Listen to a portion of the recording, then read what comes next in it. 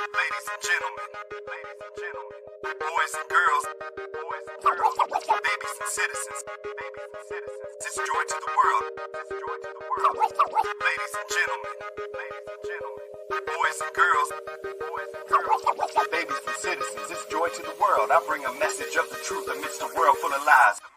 I graduated from learning lies to seek the truth. Indoctrinated to be too blind to see the proof. I once was lost, but now I'm found, so I shine light. And everywhere I go is darkness, so I shine bright.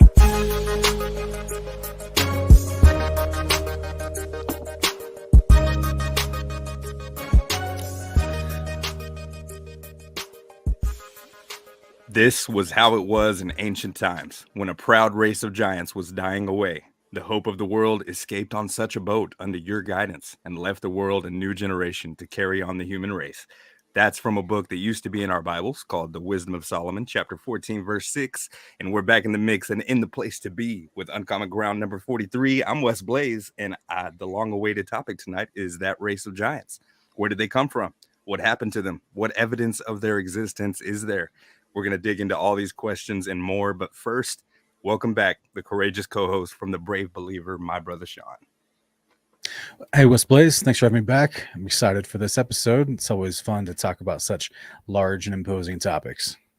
Yeah, the gigantic ones. Absolutely. And you know I got to do it, Sean. What do you call a fear of giants? A fear of giants? Yeah. I don't know. What do you call it? Fee-fi phobia. Nice. So if you have that, warning, might be triggering tonight. But that's probably going to be it for the dad jokes, though. Well, you almost, because you did not fumble that joke. Okay, good.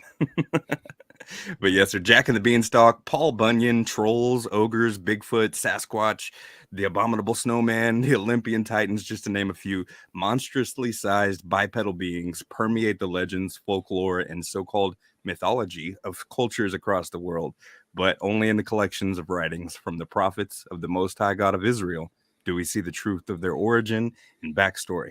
So I'm stoked to share the presentation with you tonight, and thank you all for being here. We missed you guys. Wildly Unpopular is here. Good evening, love.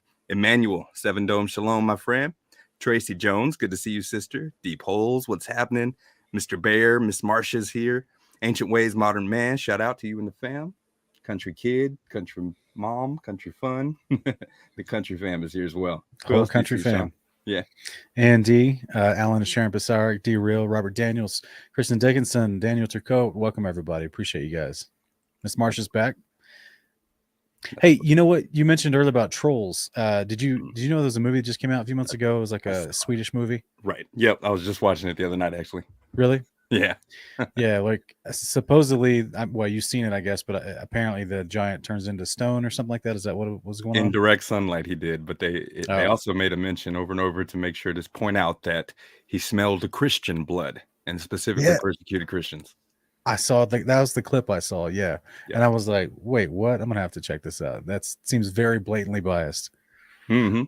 Yeah. And they used church bells because it had a, what is it? Just, it pained its ears, right? It hurt its head to hear the church bells specifically. Yeah. Cause isn't the old, children's rhyme is that fee fi fo fum, I smell the blood of an Englishman, right? Mm-hmm. Not a Christian. I guess the Englishmen were known for what the Catholic Church at the time, or what? Yeah, I don't know. It's weird because but ultimately though, it's just just more subliminal truths that are being put into this idea that, for one, I don't think we're professing any validation to the idea that your blood literally changes when you become a Christian, unless the Father heals you of some disease of the blood. But ultimately, I think it's interesting, though, because how the enemy puts such importance on bloodlines for that thing to be slipped into a movie pertaining to giants. It's interesting. Yeah, it really is. Yep. Yeah. But we are blessed that you all are here. And many of you continue to leave very encouraging comments. We want to just highlight a couple of those and say thank you if we can. Yeah. I mean, we've got two super chats, one from Al Wilkins 25 and Zeliot Critic. Appreciate you. Shalom and thank you, Wes, Blaze, and Sean. As always, your blessing, your service to the kingdom of Elohim is greatly praised. Much love and y'all blessed. Thank you so much. Appreciate that. Yeah, greatly appreciated back at you. Absolutely. And let's see here. And thank you, Mrs. Lindsay. Yeah, we had My Trust 777 give us a nice comment recently. She did. You want to read it? Yes, I've spent hours watching and making notes on all your teachings. I have many screen captures stored on a thumb drive to go with the notes. That sounds very detail organized. I love it. I'm preparing for a famine, future time when such teachings are allowed or available. It is my hope to be able to pass along these treasured nuggets of truth to others who will then most likely be starving for it. Thank you for your devotion, investment of research, time, love, and love to grow Yah's kingdom. May God bless you. Well, thank you, My Trust 777.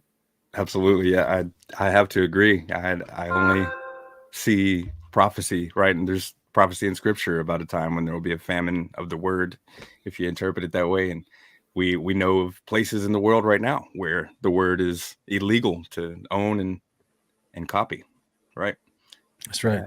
So yeah, that's an awesome, dedicated thing to do. Yeah, that's really amazing. Good comment. Absolutely. Aaron J. Howe says, your teaching, Sean, along with Wes and Ken, have been a massive blessing. I came across you guys because of Rob Skiba and his work with biblical cosmology. Then you helped me understand about the canon, the Trinity, or the error therein, the priesthood, and of course, your Babylon 42 series. Thank you so much, brothers. The Most High has used you guys greatly. Many blessings in Yeshua's name. Many blessings back at you. Appreciate that, Aaron. That's awesome. Bless the Father, and may he bless you. Much appreciated. Yeah, it is all esteemed to the Elohim of the Elohim and his fellow king. But a huge thank you to all our supporters on Patreon as well, right? We have, we're just blessed to, what was I going to say here? Oh, we're just blessed to have you guys coming through all the time like you do with the contributions, the support. Join today for access to more behind the scenes content. There's Firmament Project meetings here I wanted to remind you guys of that are up there, that have been up there for a year or two, some of them. And if you are on our Patreon, you have access to those, whereas not everybody does. But you also have access to exclusive Teespring discounted offers. Whereas I have a 20% off discounted code to our Teespring store, where you can get any item in the store for 25% off with a promo code that you'll only find if you are a Patreon member. Thank you. Big shout out to everyone that is already a Patreon member to the show. I mean, it's huge. It literally helps Wes. I know that it may not seem like it, but just so you guys know, as behind the scenes, it takes a lot of time for Wes to put this content together. I'm with my 2 channels. I'm so busy that Wes is completely taking over production for this. And so thank you guys for supporting Wes and giving him the time and the availability for him to actually create all the videos, the excerpts, the slides, the graphics, everything that he puts all the effort into, so that we can hopefully make this not just informational, but also family friendly. Our prayer would be that you can sit around with your entire family of all ages and be able to watch this and learn about the Bible, and hopefully it makes sense to you. So thank you, sir. Absolutely. Big shout out to everyone that's a patron. Yep. Couldn't thank you guys enough. What else we got? I guess let's kick it off in style like we always do with the trailer and teaser for this episode. I'm excited to get into it. Absolutely.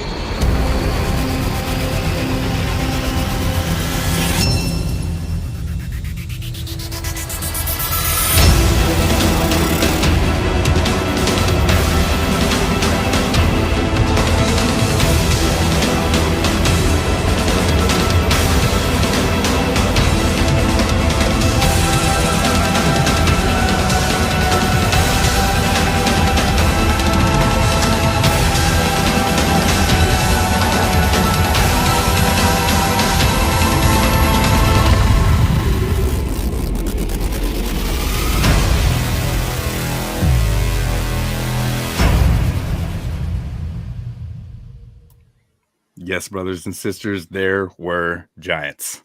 So let's kick it off. Man, last episode, we talked about the good guys in heaven that serve Yahweh in obedience to his word. But there was a specific crew of those angels from the beginning who chose differently, right? They woke up and chose violence that day. Yeah, I'm excited to get into this topic. There's a lot of fun stuff here because they were I'm guessing we're going to jump into exactly why they were made, which is very powerful to understand. Yes, sir. Yep. Yeah. And of course, it would be referring to the angels who sinned, as Peter put it. So let's get right into it. 2 Peter 2:4. For if God didn't spare the angels who sinned, but threw them down into Tartarus and delivered them to be kept in chains of darkness until judgment. So the angels, they sinned apparently. They were thrown down into a place called Tartarus. Got it pictured here on the image. And this is actually something that we have covered, that specific place. And we went into this topic of these angels, the rebellious watcher angels that sinned. But we're going to dive deeper tonight. But if you go to the next slide, I want to show everybody the thumbnail for that episode 18 of season 1. Last year we did Tartarus, Angels in Chains. And that is, what you want to check out for kind of a prerequisite to this episode. But Tartarus, called Abaddon in Hebrew, is the prison of the angels, a subterranean compartment in the depths of the earth with angelic inmates, specifically the angels who sinned, as Peter says. But what sin did those angels commit to undergo this type of judgment? We focused on some of these concepts in detail during an episode from last season called Tartarus, Angels in Chains. And funny enough, unintentionally, this is also the 18th episode of season 2. Fun fact there. You'll definitely want to check that presentation out if you haven't yet. But however, we will inevitably be reviewing a few passages and ideas of scripture in order to do justice to tonight's topic. So the first of them being Genesis 6, where we find the namesake of this episode. There were giants. Would you read it, Sean? Now it came to pass, when men began to multiply on the face of the earth, and daughters were born to them, that the sons of God saw the daughters of men, that they were beautiful. They took wives for themselves of all whom they chose. And the Lord said, My spirit shall not strive with man forever, for he is indeed flesh.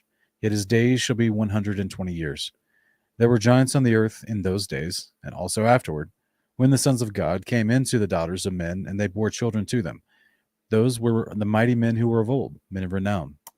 Mighty men of old. Okay, so in our Tartarus episode, we talked about how the Hebrew phrase B'nai Ha-Elohim, translated as sons of God, is only ever used in Genesis and Job in the Hebrew to refer to angels from heaven. And we looked at a number of translations and other supporting texts that confirm the same for this passage in Genesis 6, that the sons of God there were indeed rebellious angels. And we addressed Jesus's words in Matthew 22, where he describes how the angels were not made to be given in marriage, and how he was actually referring there to concepts only mentioned in the words of the book of Enoch. But don't let me get ahead of myself. Let's look at that word as translated giants. I love the picture you found in the backdrop. Look at them creepers from that cloud. They're creeping, so cringy, aren't they? They already got their shirts off and looking very homoerotic up there in that cloud. A little bit. They're a little close. A little too close. Who drew this? But yeah, that's hilarious. Yep, got jokes. I like it. Let's look at that word translated as giants. And it comes from the Greek Septuagint, right? Gigantes or gigantes. Abelo gigante. It's where we get that word giant from. And around the 3rd century BC, Greek-speaking Jews translated the Hebrew word Nephilim in Genesis 6 as gigantes, in the Greek Septuagint, LXX, abbreviated. And so that's, from the Greek to the Latin to English is where we get the modern word giants that we use. But in the Hebrew, it was originally Nephilim. I just thought it was interesting, though, if we just go to Google and to ask them to define what the word giant is. I think it's funny what they chose to use for the first definition they have listed here. Would you read it? Yeah, they claim it's an imaginary or mythical being of human form, but superhuman size. Mm-hmm. So, yeah. Imaginary, they're going to say. Yeah, imaginary is hilarious because since when does collectively cultures think of something together as imaginary so strongly that everyone believes in it and they literally carve it in stone and write documents about them? Mm-hmm. You know what I mean? Like, what is this? Newspaper articles. Yeah, we'll see it tonight. It's amazing. That's the cover up. Even mythical. Yeah, the cover up is real. They absolutely are. And even if you just were to Google it, and this is the first thing that pops up, first definition, mythical, it means myth, that it doesn't actually have any base in reality.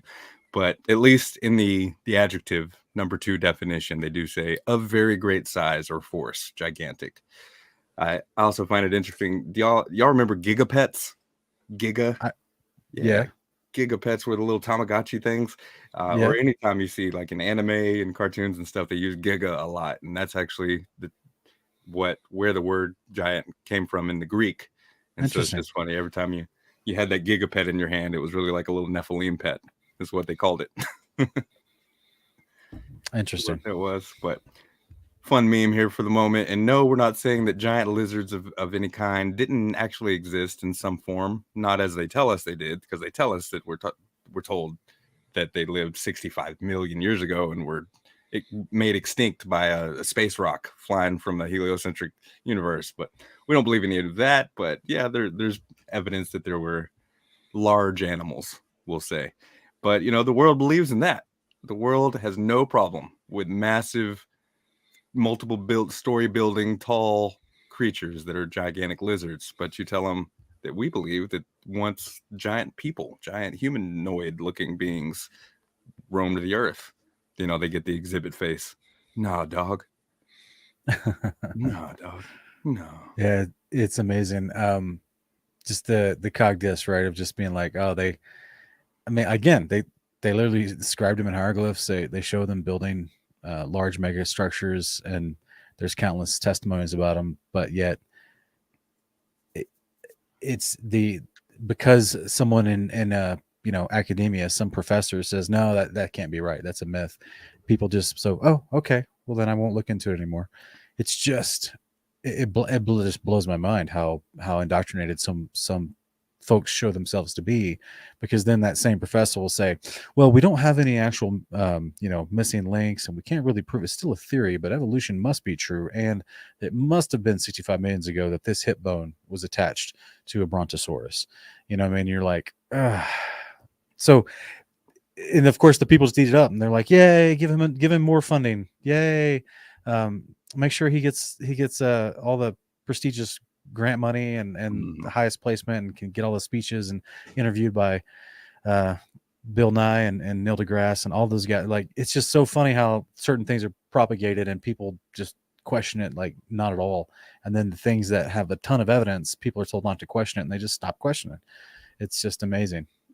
It's amazing. They do, yeah. Lack critical thinking. You just trust blindly what somebody says. But in the Hebrew manuscripts of Genesis 6, that word giants is translated from the word Nephilim, as I said, or Nephilim, as somebody say, or some say. But let's put a pin in that for just a second, though, because when we hear this term Nephilim and we think about giants, we also tend to think of a dearly departed brother of the faith who labored to share his studies on the topic of Nephilim. And we've heard it numerous times from our guests on this show. Many, many people who have come to these understandings of Scripture have included in their testimony that they did so with the help of our late friend, Rob Skiba. So I couldn't think of anyone better to help us define the Hebrew word Nephilim. Can you play that clip, Sean? For sure. Let's do that. What are Nephilim? I think we need to define the Nephilim. We've been talking a lot about them. Strong's number 5303 defines them as Nephil. Now, Nephilim, when you add the I am, some of you are taking Hebrew classes. With Sheila and I, we were taking Hebrew classes. We learned that the suffix I am is what? Plural. So this is the plural form. It comes from the word Nephal. Properly, Nephilim would be defined as a feller, i.e. a bully or tyrant, a giant. Do you see anything in that definition that says exclusively a Nephilim is the offspring of angels mating with humans? No. He's a bully. He's a tyrant. He comes from the word Nephal. He's a plural form of Nephal. Well, what does Nephal mean? Nephal, Strong's number 5307, has a number of meanings. Some of them are cast down, cease, die, divide by lot, let fail, to fall. That's the one everybody likes to focus on, to fall. But it's got a lot of meanings. Fugitive, inferior, be judged, perish, rot, slay, smite out, throw down. This word is actually used 435 times in the Bible. Only very few of those times is it in reference to the offspring of angels and humans. So I would submit that I think we need to have a broader idea of what a Nephilim is. There's nothing in the word itself that defines it exclusively as the offspring of angels mating with humans. So with that premise, I started thinking, well, if I could think of this in broader terms, let's think of some of the possibilities. Here are some of the other uses for that word Nephal in Scripture. The first time is in Genesis 2:21, where God caused a deep sleep to fall on Adam when he created Eve. So what is that? Did Adam become a Nephilim? No. It's just simply the word to fall. Okay? In Numbers 5:21, it says, when the Lord doth make thy thigh to rot. The phrase to rot, that comes from the fall. And thy belly to swell. In Numbers 6:12, but the days that were before shall be lost. Same word, in the fall. Because the separation was defiled. In short, a Nephilim is essentially one who falls, rots, and shall be lost, according to this. I would just say it's something that has fallen or is less than what God originally created it to be. God created us in his image perfect. When we start corrupting that, you got a Nephal. You got a Nephilim. Something that is corrupted. So, derived from the word Nephal, Nephilim are often said to be fallen ones, but I just showed you there's a broader way to look at that. Some associate the Nephilim with being the fallen angels themselves based on that one definition of to fall. I say not so, because Genesis 6 says that the Nephilim were the offspring of the fallen angels. So I don't believe the Nephilim are the fallen angels. Put more simply, Nephilim can be defined as those who are fallen from their original state, the way God created them to be. Which brings up a question. Can Nephilim be produced in other ways besides being the offspring of angels? Obviously, I think the answer is yes, based on the variety of meanings for the word itself, but also based on the story that is evolving, that is coming to light as we look at all these texts combined together. I believe that there are other ways to create Nephilim. All right. Godsman 144,000, thank you very kindly for the super chat. Blessings back at you in the mighty authority of Yeshua. And Tyler Porter posted in the comments there on the live a link to Tartarus Angels and Chains, which is Uncommon Ground episode 18 we mentioned a moment ago. But yeah, Rob hit it on the head that rest in shalom, dear brother.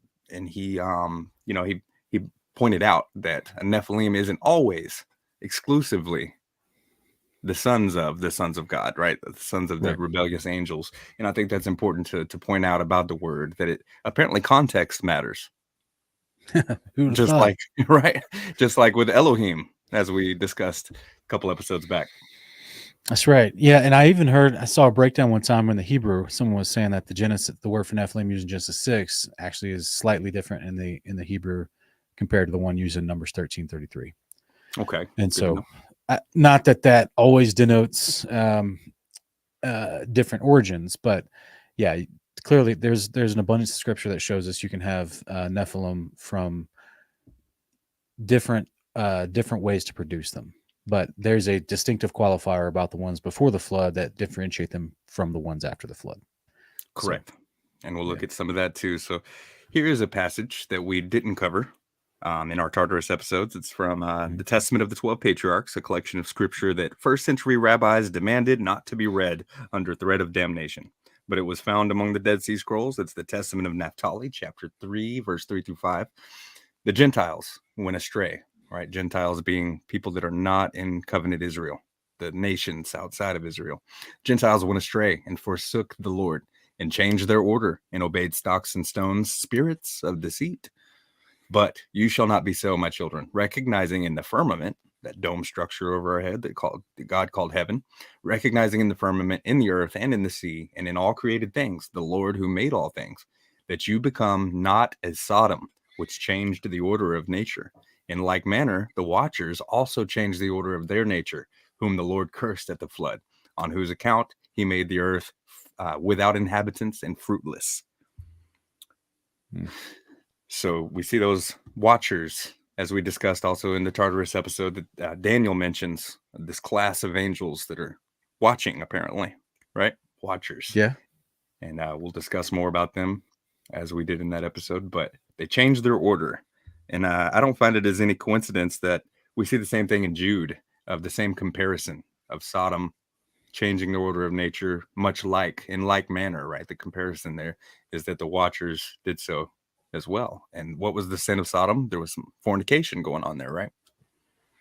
Yeah, going after the flesh and strange flesh even. Right. And yeah.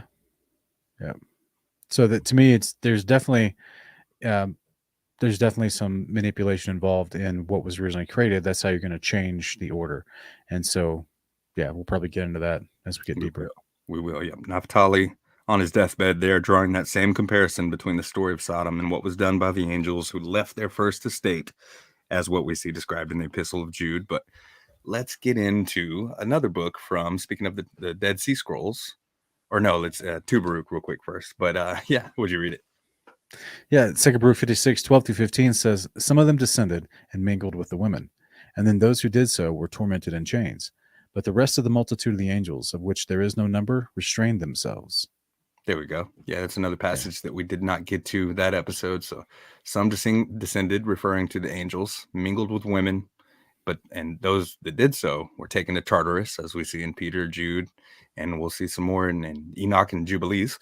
But the rest of the multitude, now this is where a lot of people have this theory and this understanding of the passage in Revelation 12, where they think that the Revelation 12 prophecy is about something that has already happened. A lot of them try to place it before creation or during the creation week or sometime, when they think that a third of the angels of heaven, God's angels, and remember we discussed last episode, myriads of myriads, thousands upon thousands, talking in the millions and billions of angels, people really think that a third of those fell and rebelled. But the rest of the multitude of the angels, of which there is no number, restrain themselves, the Apocalypse of Baruch says. So that's not the correct interpretation of that prophecy of what is yet to come. And it was the dragon swiping down a third of the stars. A lot of people immediately say, oh, Satan fell from heaven and got kicked out with a third of the angels. But that's not how it happened. So we're going to get into what really did happen tonight. Yeah, and it's interesting that these angels, when they decided to do what they did, how do I say this? That they basically they wanted to create their own families, which was the motivation for this, right? And this is the conversation we're going to see in Enoch. But as a result, they didn't just create normal families. So their truer intentions start to shine through, because they clearly had the ability to genetically manipulate and create through the womb of a woman something that we're going to see later is called unclean. And otherwise, they could have just tried to create a natural family, but there was clearly other things going on here. And this is probably what we're going to dig into, which was why once these giants, these Nephilim, become prevalent on the earth, lots of problems start happening. So correct. Absolutely. Yeah. And now you may be thinking of Enoch 15, which we got to save for next episode. Okay. Couldn't fit it all here, but yeah, there's almost kind of a part 2. It's not exactly a part 2 to this, but it basically is. You guys are going to see next show. However, in the Dead Sea Scrolls, there's a text called the Book of Giants, and it's one of the most heavily fragmented texts that we have at our disposal from what they've discovered at the Qumran caves. But in the fourth cave, 4Q530, fragment 7, it does say what they have extant in the manuscript there. It says the children of angels are the giants, and they would not let all their loved ones be neglected. So just yet another witness, right? We talked about several confirming witnesses in episode 18, but here's another one from, what would you say, 3rd to 1st century BC is when a lot of these manuscripts were dated to, but that doesn't mean that is as old as they are. That's just when these copies may have been scribed. Right. Yeah. It just, well, who knows technically when the copies were made copies of, but that's just a huge misconception amongst most believers. They think from its earliest dating must have been when it was written, but that's not how you pass on information. No, it's not. No.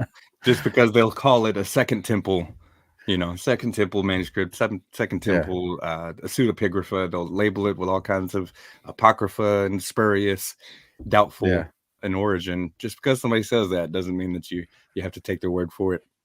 And I've never quite understood the whole categorization of second temple idea, because it's like, what, just because a lot of them will claim, well, it was written during that time.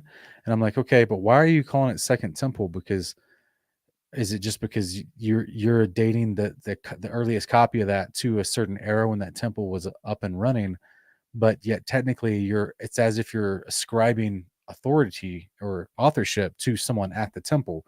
Because I guess that's where just my understanding of priests being scribes also, which priests would have hung out at the temple. And then you're saying, oh, well, that was a pseudepigraphal second temple work, or that's a spurious, which is apocryphal second temple work. And you're like, but wait a minute, why are you dating it second temple as in to being like just 3rd century BC, or 1st century BC, or 1st century AD, or something like that, because otherwise they're not intending to do this, but unintentionally they're ascribing a sense of authority to the text that it actually was produced by a priest at the temple. You know what I mean? And you're like, but many people that make this claim, they just heard it said from some scholar that disagrees with the book, and they don't even understand what a scribe who was a part of the priesthood did, and so they don't realize how even within that claim. So kind of like you saw me debate in the past on First Enoch, and the person I was debating against kept saying, "Oh, well, that's just it's a Second Temple piece of Jewish literature, and it's interesting to read and for consideration, but ultimately it's not authoritative or scriptural." And I'm sitting there going, so was it their mindset or not? So you claim it's Jewish literature, but because Pharisees in a specific century didn't want to canonize it, does that take away from the guy who wrote it? Like it just, if I were to play with that narrative, if I were just to concede ground on that narrative that all these works were just manufactured during the Second Temple period, like suddenly no one else could write before that a book on their own. Like they just suddenly thought, oh my goodness, we could write our own books. Like it was just like this grand epiphany of like, what have we been doing all these years? We can just write our own books and say whatever. Like it just blows me away. Like this mindset of like, oh no, none of this came from before. Ezra didn't restore any of these. They're just going to ignore that, right? And they'll just not even care about Ezra. Yeah, it said that Ezra sat and rewrote 94 books and said, here's 24 of them for the public. God told him to do that through the agency of the angel there. And that another 70 of the books were told to be set aside just for the wise. Right. So in the case of the Book of Giants here, there's not enough really of the manuscript available. You know, it's like I said, so fragmented. We can't exactly test the whole story of what it presents, but we know that this is fact. What it's saying right here, facts on facts, no cap.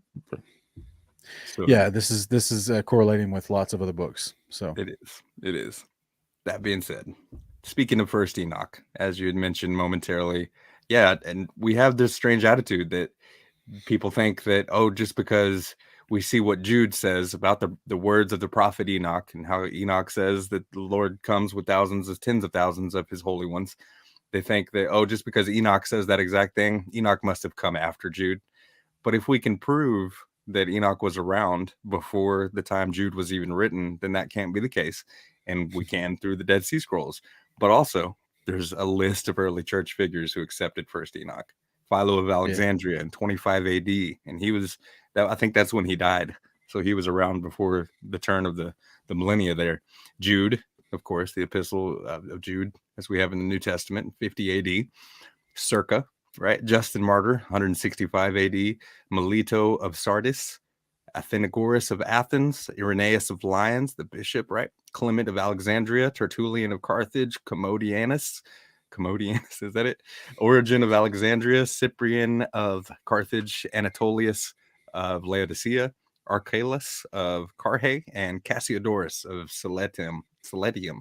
All these guys all held and attested that the book of First Enoch held up as inspired scripture, and they quoted it in their writings.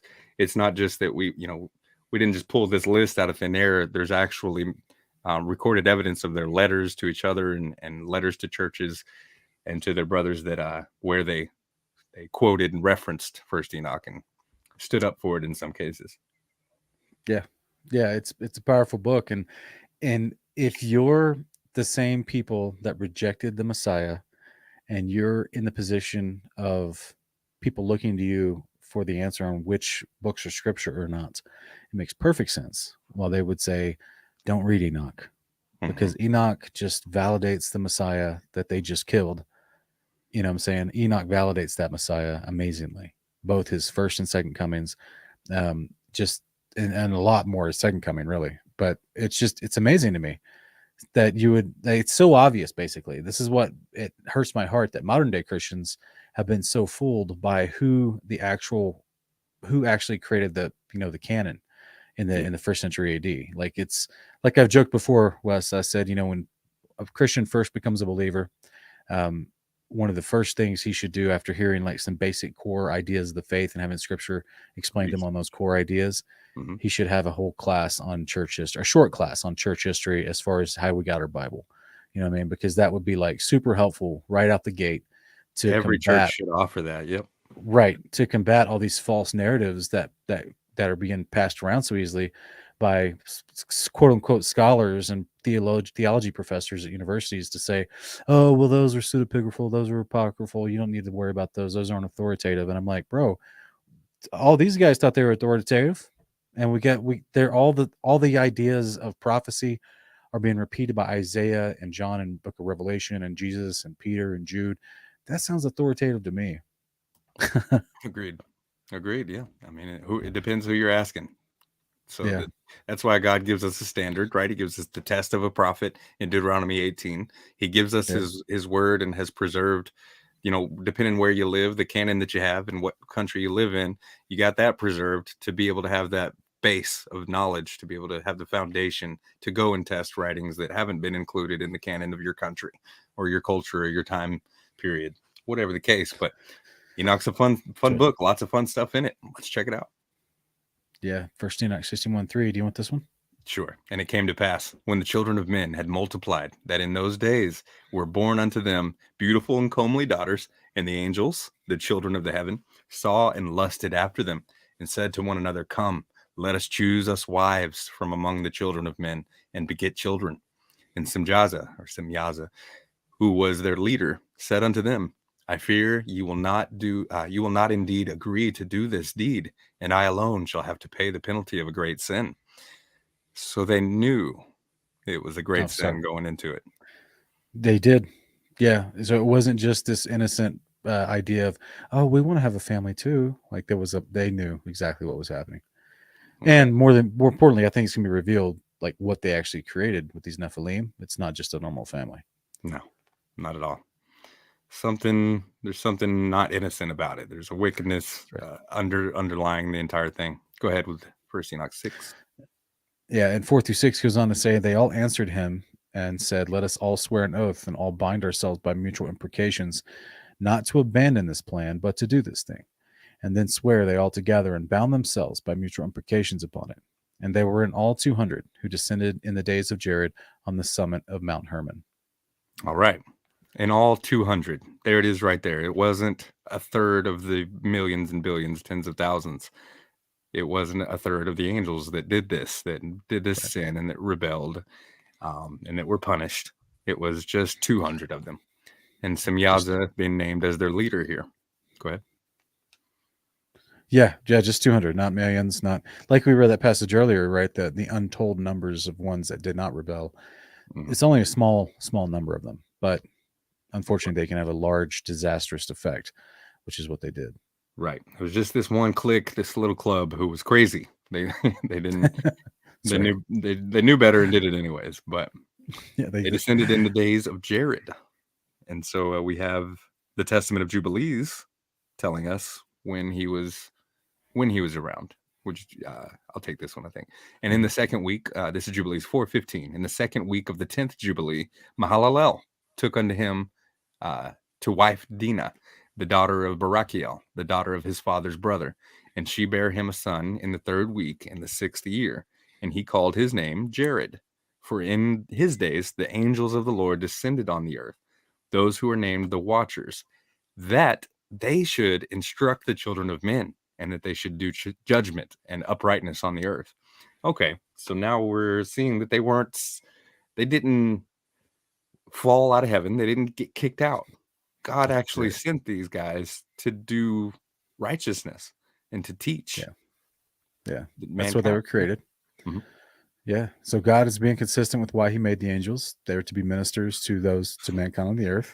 And then as these guys are sent on their mission to come down to the earth, they developed their own little dastardly plan to transgress the Father's instructions. And instead of teaching righteousness, they started teaching unrighteousness. And instead of doing judgment, they started going against God's judgment by taking wives of their own and having offspring. So, right. And so it wasn't God's plan to send them to do this deed, to procreate, excuse me. And it wasn't his plan to send them to, as we're going to see here shortly, to teach the occult practices and sorceries as they ended up doing. That's not what God intended for them to do. And that's why they sinned. That's why it was sin for them, because they weren't supposed to procreate. as Yeshua talks about in Matthew 22. But yeah, an annotated version of this book of Jubilees here will tell you that Jared was around the 460th year. We see here in the 10th Jubilee. So that lines up pretty close, somewhere in that range. And we're talking about the sixth from Adam, sixth generation, Jared here. And he's the father of Enoch. So it was Enoch, his son, who we'll see here shortly again. What else do we got? Yeah. So Enoch 7:1-2 goes on to say, and all the others together with them took unto themselves wives. So these are the rebellious angels. And they began to go in unto them and to defile themselves with them. And they taught them charms and enchantments and the cutting of roots and made them acquainted with plants. And they became pregnant and they bare great giants whose height was 3,000 ells or 300 cubits. All right. So a few things here. Yeah, we got a super tall guy over here in the left side, right? Mm-hmm. Yeah, and there's almost no consensus among scholars on what the exact length of a biblical cubit was. And we'll talk more about that, about the cubit later. But when it comes to 300 cubits here, estimates range from 438 to 515 feet tall. It's big. That's about a 40-story building, meeting the modern criteria for a skyscraper. It sounds almost too big to be believable, honestly, but that doesn't mean it isn't true, because we are talking about the first generation giants here. I don't think it's out of the realm of possibility, considering that they were fathered by angels who are some of the most mighty and powerful beings in existence ever. So what are your thoughts? Well, I was going to reference back to this picture you put here. So this graphic that you chose here with these, it has what looks like white angel wings on black bodies that are made of like dirt and dust. So the giants that were produced as the Nephilim from the rebellious angels taking wives, that is depicted here, they're not called normal men. No. They're called unclean spirits. Mm-hmm. So if they actually had a form of a spirit body, then they can change sizes. True. Like Ant-Man. kind of like Ant-Man. Yeah. So like to me, it's always baffled me. Like people be like, "Oh, this is just ludicrous. How could anything be this tall?" Well, I'm like, well, the writer of Enoch didn't say it's ludicrous, because he goes on to say, I don't know if you got it in the next slide here, but you don't. But it goes on to say that they were too big and they consumed the acquisitions of men and they were causing a problem. There was mass bloodshed and lawlessness on the earth. We got that. So yeah. So and mix that with understanding what an actual spirit being is and how scripture describes that they can change their shapes and sizes. This would make perfect sense why not only are they still here after the flood as unclean spirits, but they could have made themselves very tall if they wanted to. Agreed. So, but if you go to the next one, just for a comparison here on what 300 cubits may possibly very well be, like I said, in the range of 500 feet.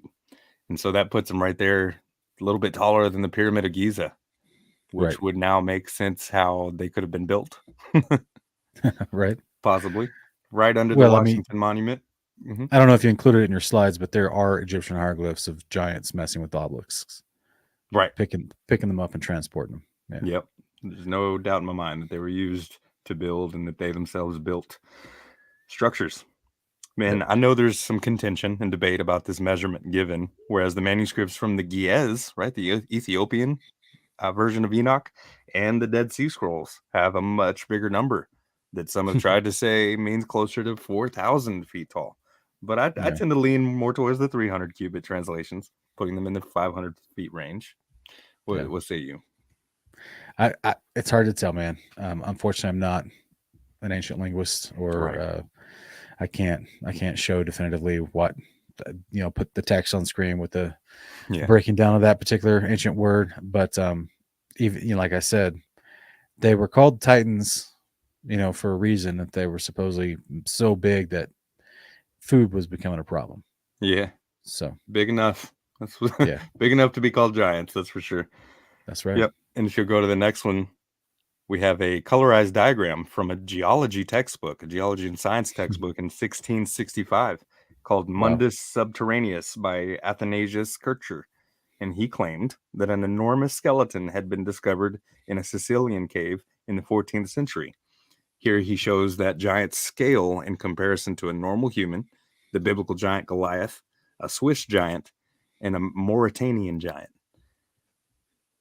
Wow. with the one here on the far left being massive. I'd say that would be in the range of 500 feet based on the scale of the Homo ordinaris, ordinary human. That's funny. Yeah, I think clothes would be a problem, right? Trying to find the right clothes for you. Mm-hmm. Yes, you got the leaves. So yeah, textbooks They in didn't the have 1600s apparently, right? They didn't have a big and tall store back then. So I was just thinking of that earlier. That's funny. That's right. it's pretty wild. And then we got that another mention in that passage we read from Enoch a minute ago. And the gibberellins is any group of plant hormones that occur in seeds, young leaves, and roots from the Encyclopedia Britannica. This is important because we saw there, right as it was talking about the height of those giants, it said that the angels who sinned and procreated with the women took wives. They taught them cutting of roots. And so then we go to this word gibberellins, which we'll see is why it's unique and interesting comparison in a second. Well, I wanted to read the other part, but yeah, during the 1930s, Japanese scientists isolated a growth-promoting substance from cultures of a fungus that parasitizes rice plants. They called it gibberellin. Gibberellins are a group of about 125 closely related plant hormones. Synthesized in the root, stem, young leaves, and seed embryos. These chemicals regulate a wide range of processes such as flowering, growth by stem elongation, and seed germination and fruit ripening. And so I thought it was interesting that stem elongation is mentioned, given that one of the tribes of giants in scripture is called the Anakim, which can be translated as long neck ones. So if the plant hormones have to do with stem elongation, it's interesting that Anakim are called long neck ones. What's immediately recognizable to me is the prefix of this word they chose for these hormones, because it sounds a lot like that Hebrew word gibberim. Gibberim, which is the word translated as mighty men in Genesis 6:4. Will you read? Yep. And it makes me wonder if this is the same concept of the word mighty being used in Revelation 19 as well. Mm-hmm. Very well. when Messiah comes back. So yeah, from the Gibberim with Strong's 1368, it's the definitions of champion, a great man, great men, mighty men, mighty ones, mighty warriors, strong man, or valiant. And this is from Genesis 6:4. This is where that word pulls from. You also see it in other places as well. 2 Samuel 23, a couple different places. Some of the bodyguards mentioned of David and different things like that. But ultimately, this is the first use of it, and in its context, it's being described of these giants. There you go. Because obviously, if you're bigger, you got more strength, so you're going to be mightier. Did you notice though? This just stuck out to me for the first time. Look at this description from the gibberellin. It's cultured from a fungus that becomes a parasite on rice plants. Yeah. That's like really popular right now in pop culture with the new zombie craze called The Last of Us. Oh yeah, where the zombies are become zombies because a fungus becomes a parasite within. It grows as a parasite within them and takes over their brain, turns them into a zombie, turns them into a cannibal. It turns them into a cannibalistic zombie. Yeah, so that's interesting. It is, isn't it? How about that? And these gibberellins are just one of 5 major growth hormones in the chemical makeup of plants and trees. And ultimately, this cutting of roots that Semyaza and the rebellious angels taught their wives and the people in the days of Jared would have been deeply connected with the enchantments and charms, or the sorcery and incantations, as the Richard Lawrence translation says, as in these roots would be an ingredient in their witchcraft that would result in the massive size of these giants, not just the fact that they were part spirit, right? So, but for more information and a deeper study on this, I have to again recommend the Investigating Babylon series on Kingdom and Context, and in part 3 called Science of Giants, or there's another version of it called Post-Flood Giants. Sean does a great job breaking down the consistent use of sorcery by the nations who were anti-Yahweh in his covenant, and more about the plant hormones too, so be sure to check that out. Thank you, brother. Yeah, no worries. You did great on this one. Enoch 7. Yeah, verse 3-6. Giants who consumed all the acquisitions of men, and when men could no longer sustain them, the giants turned against them and devoured mankind. And they began to sin against birds and beasts and reptiles and fish, and to devour one another's flesh and drink the blood. Then The earth laid accusation against the lawless ones. Hold on. Enoch, seventh from Adam. I hear people all the time say that the law wasn't given until Moses. But these guys are called lawless ones. So it must be that the law is eternal, like the word says.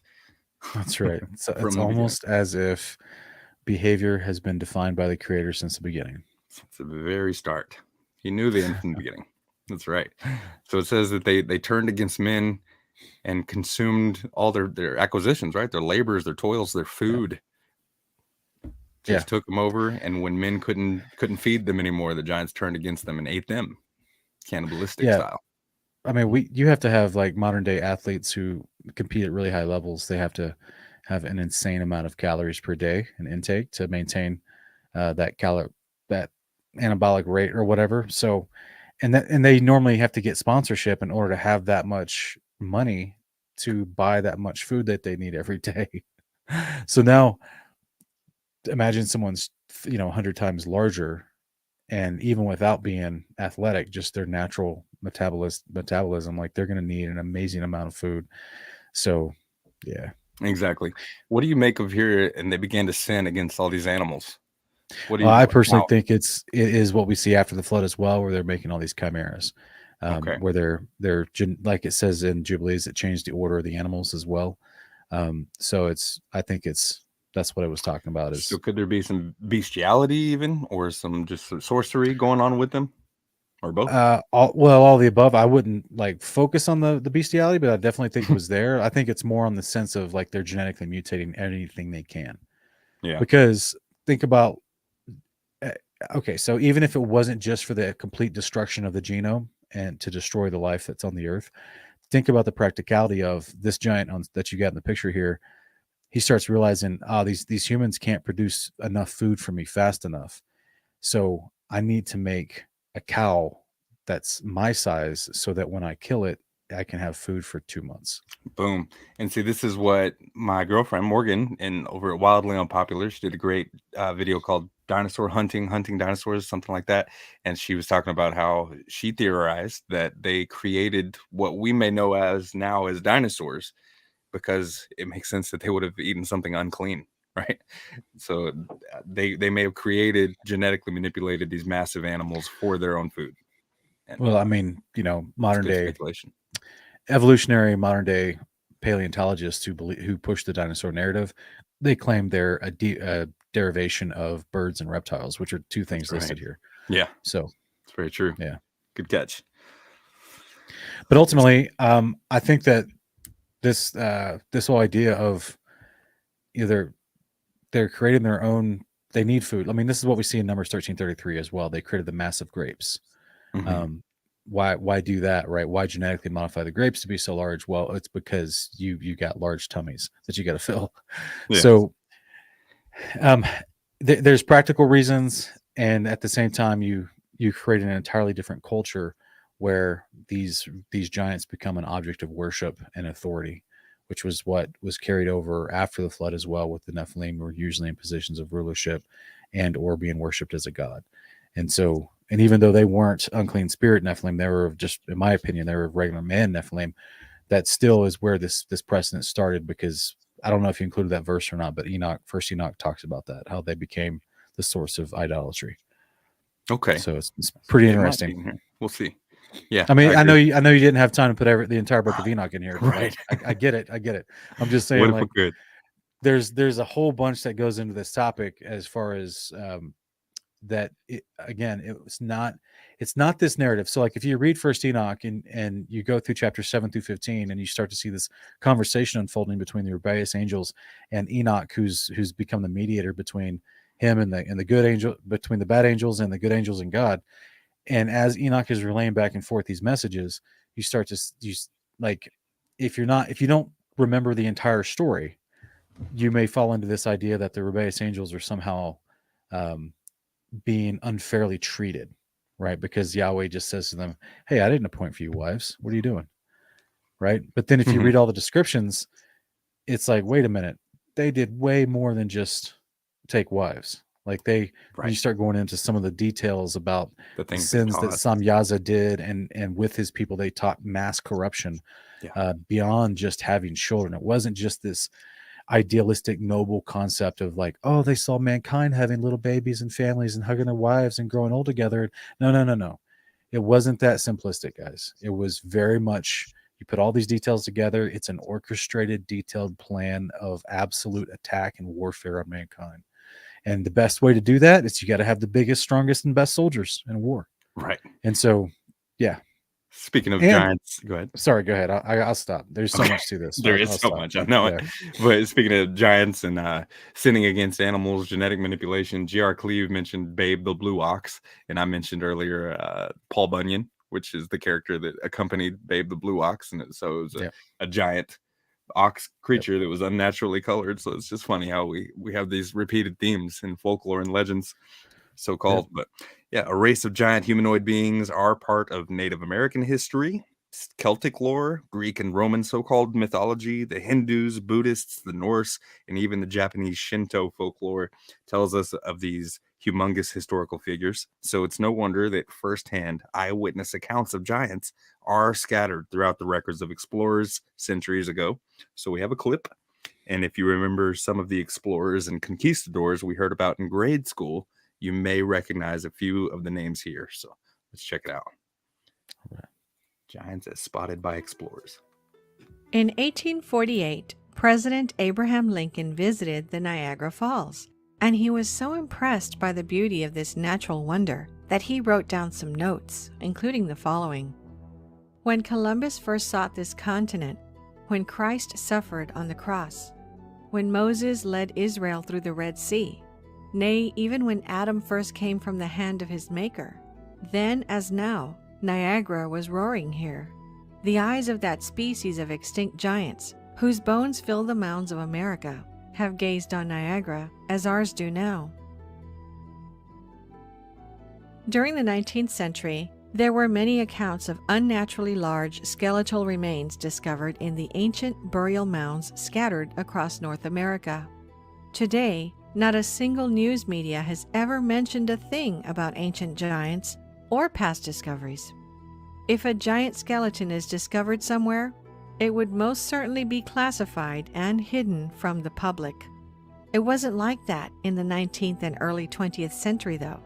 Almost every year, there were at least a few newspaper headlines stating the discovery of ancient giant skeletons.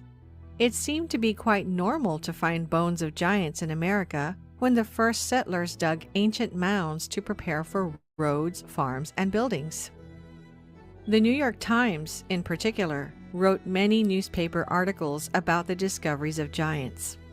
Let's read through some of them, starting with this one titled, "The Bones of a Giant Found," which was published on May 25, 1882, and reads, "A skull of heroic size and singular formation has been discovered among the relics of the mound builders in the Red River Valley. The mound was 60 feet in diameter and 12 feet high. Near the center were found the bones of about a dozen men and women, mixed with the bones of various animals.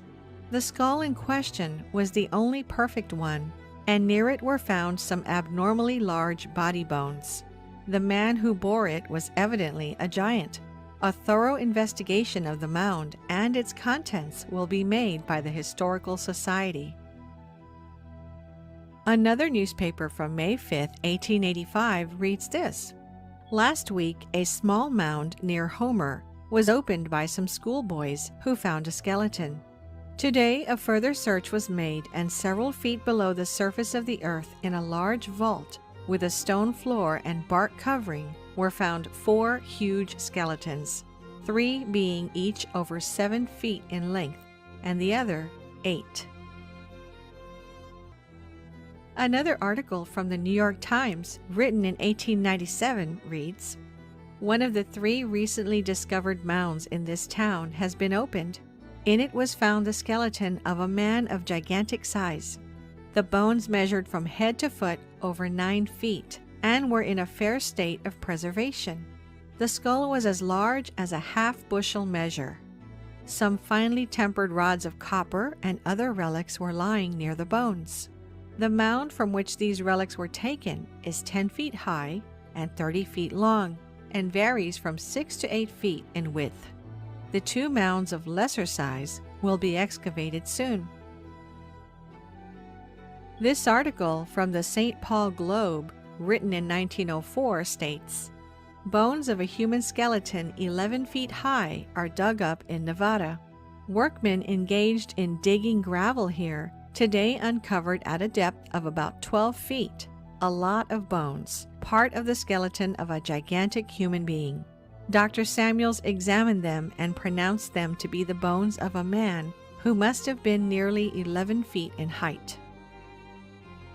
Apparently, these discoveries were something completely normal back in the day, and they weren't hidden from the public as they are today.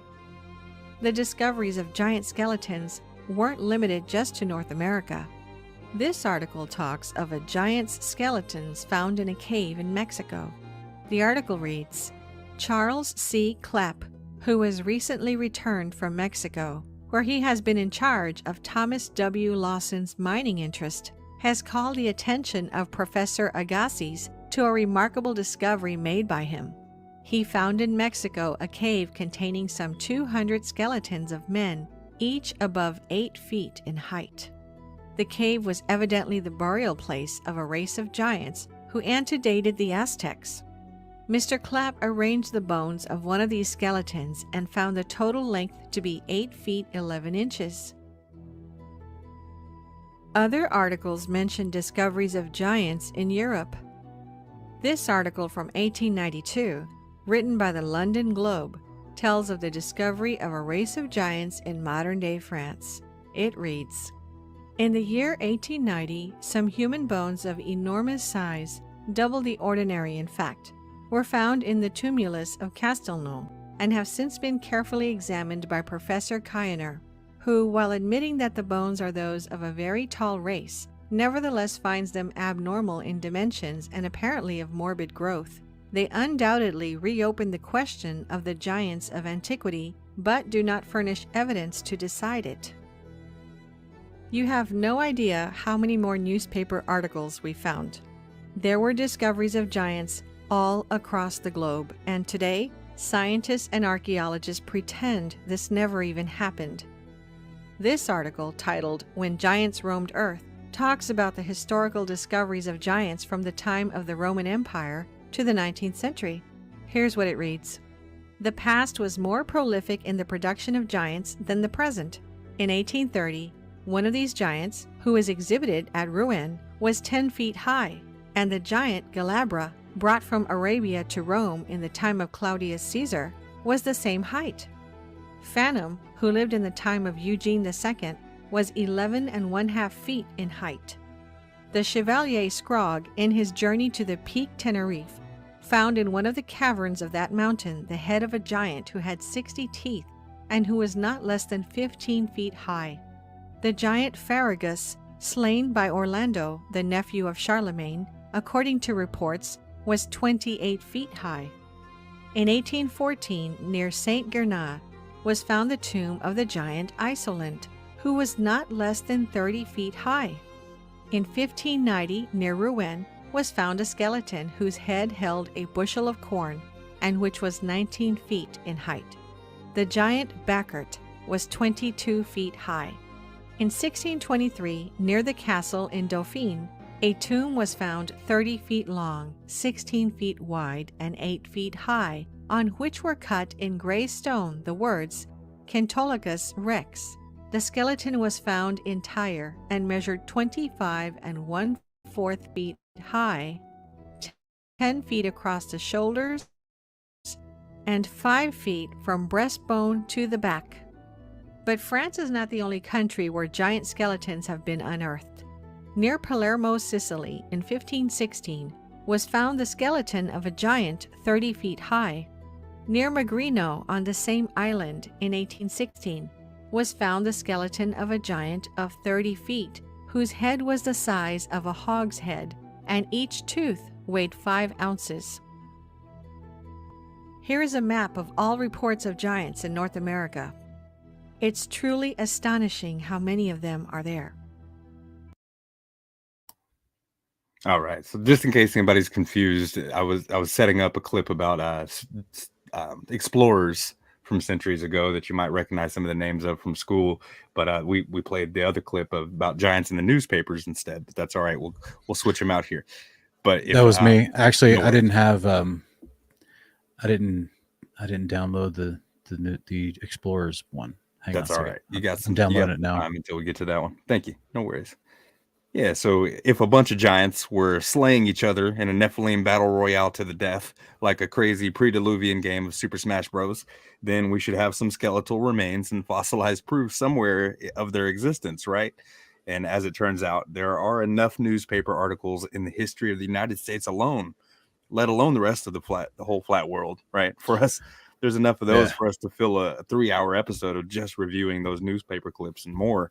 But we have a sample of a few of them there for you guys to check out about giants in the newspapers. That's just a very small sample of them. Do you want me to?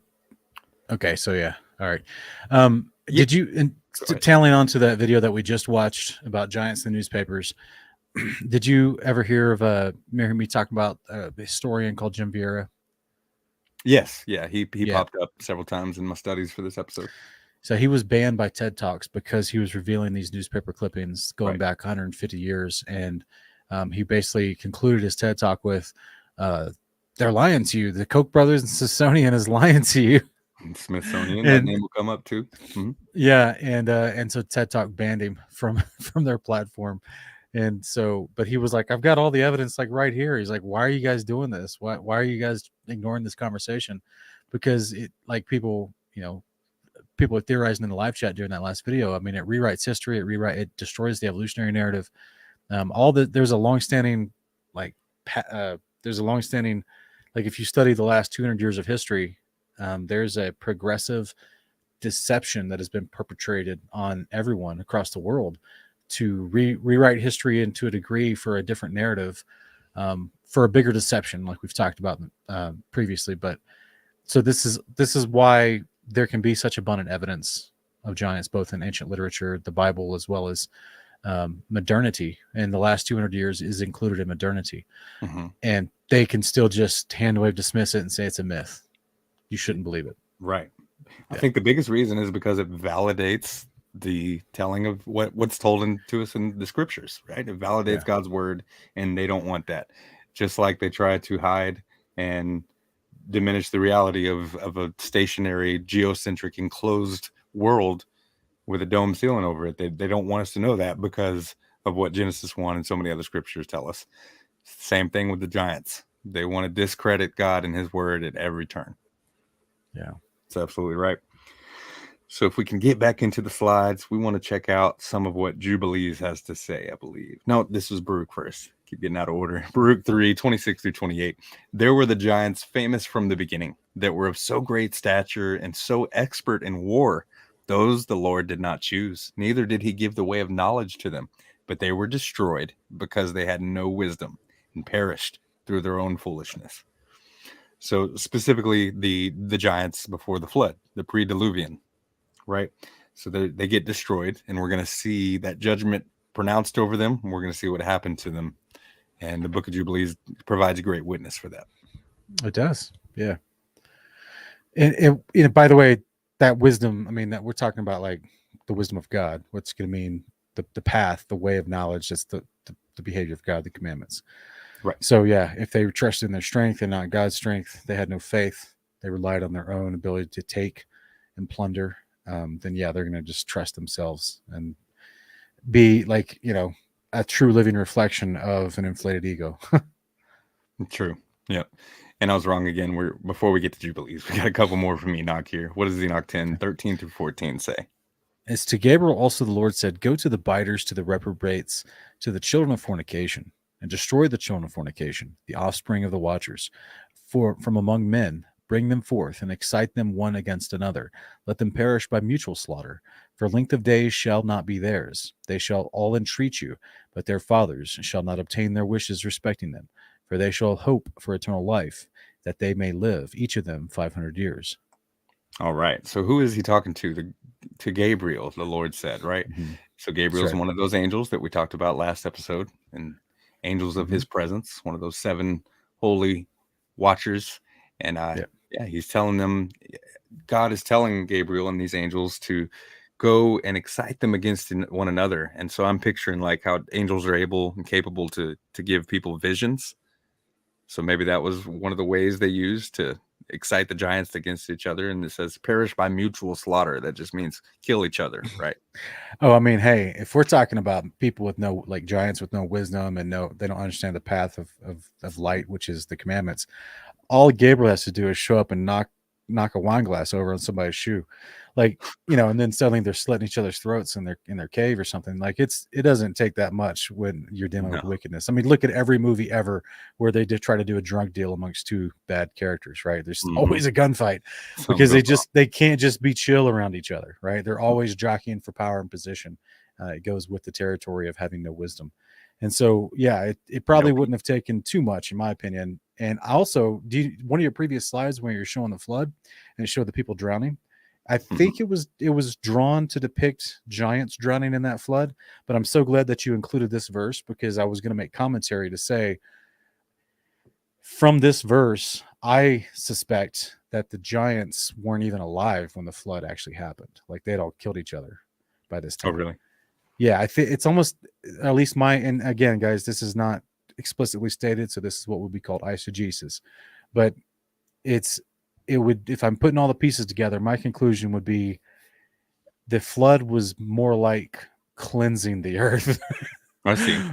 From the bloodshed, as opposed to truly drowning people. Yes, nothing with the breath of life that didn't get on the ark lived because of the flood, but from my understanding, I don't even think the giants were still alive at that point. There was just been animals and some people left of mankind. So, because mankind was complicit with this bad behavior as well. They were worshiping the giants and the fallen angels. They were doing their behaviors being taught to them, striving to learn the secrets of heaven, which the watchers were more than ready to transgress and reveal. So that's just my thought. What do you say, you brother? Yeah, I believe it's possible, right? Because we see them killing each other off. Gabriel excites them to do so, and they were already consuming men, turning against the men. And then God also says that the hearts and thoughts of men were continually wicked. And so that they themselves were committing cannibalism and blood drinking and destroying each other. And so, it's a good speculation to imagine that there wasn't a lot left of the giants or mankind, maybe even at that point in time when the flood came. So, yeah, I follow you. Yeah. Or even just as the flood starts, because it rained for 40 days and 40 nights. They're continually going greater and greater to high ground as they slaughter each other in various battles, which I will be included in my book series. Nice. So, like, what I'm saying? Like, that would be an epic tension for the denouement of the story, right? As you've got the bad guys are being forced by consequence of the judgment to retreat, and so they can't kill Noah because they're trying to save their own lives. But then, because of their horrific evil nature, they can't help each other save each other's own lives. They're killing each other along the way as the flood is ever encroaching upon them.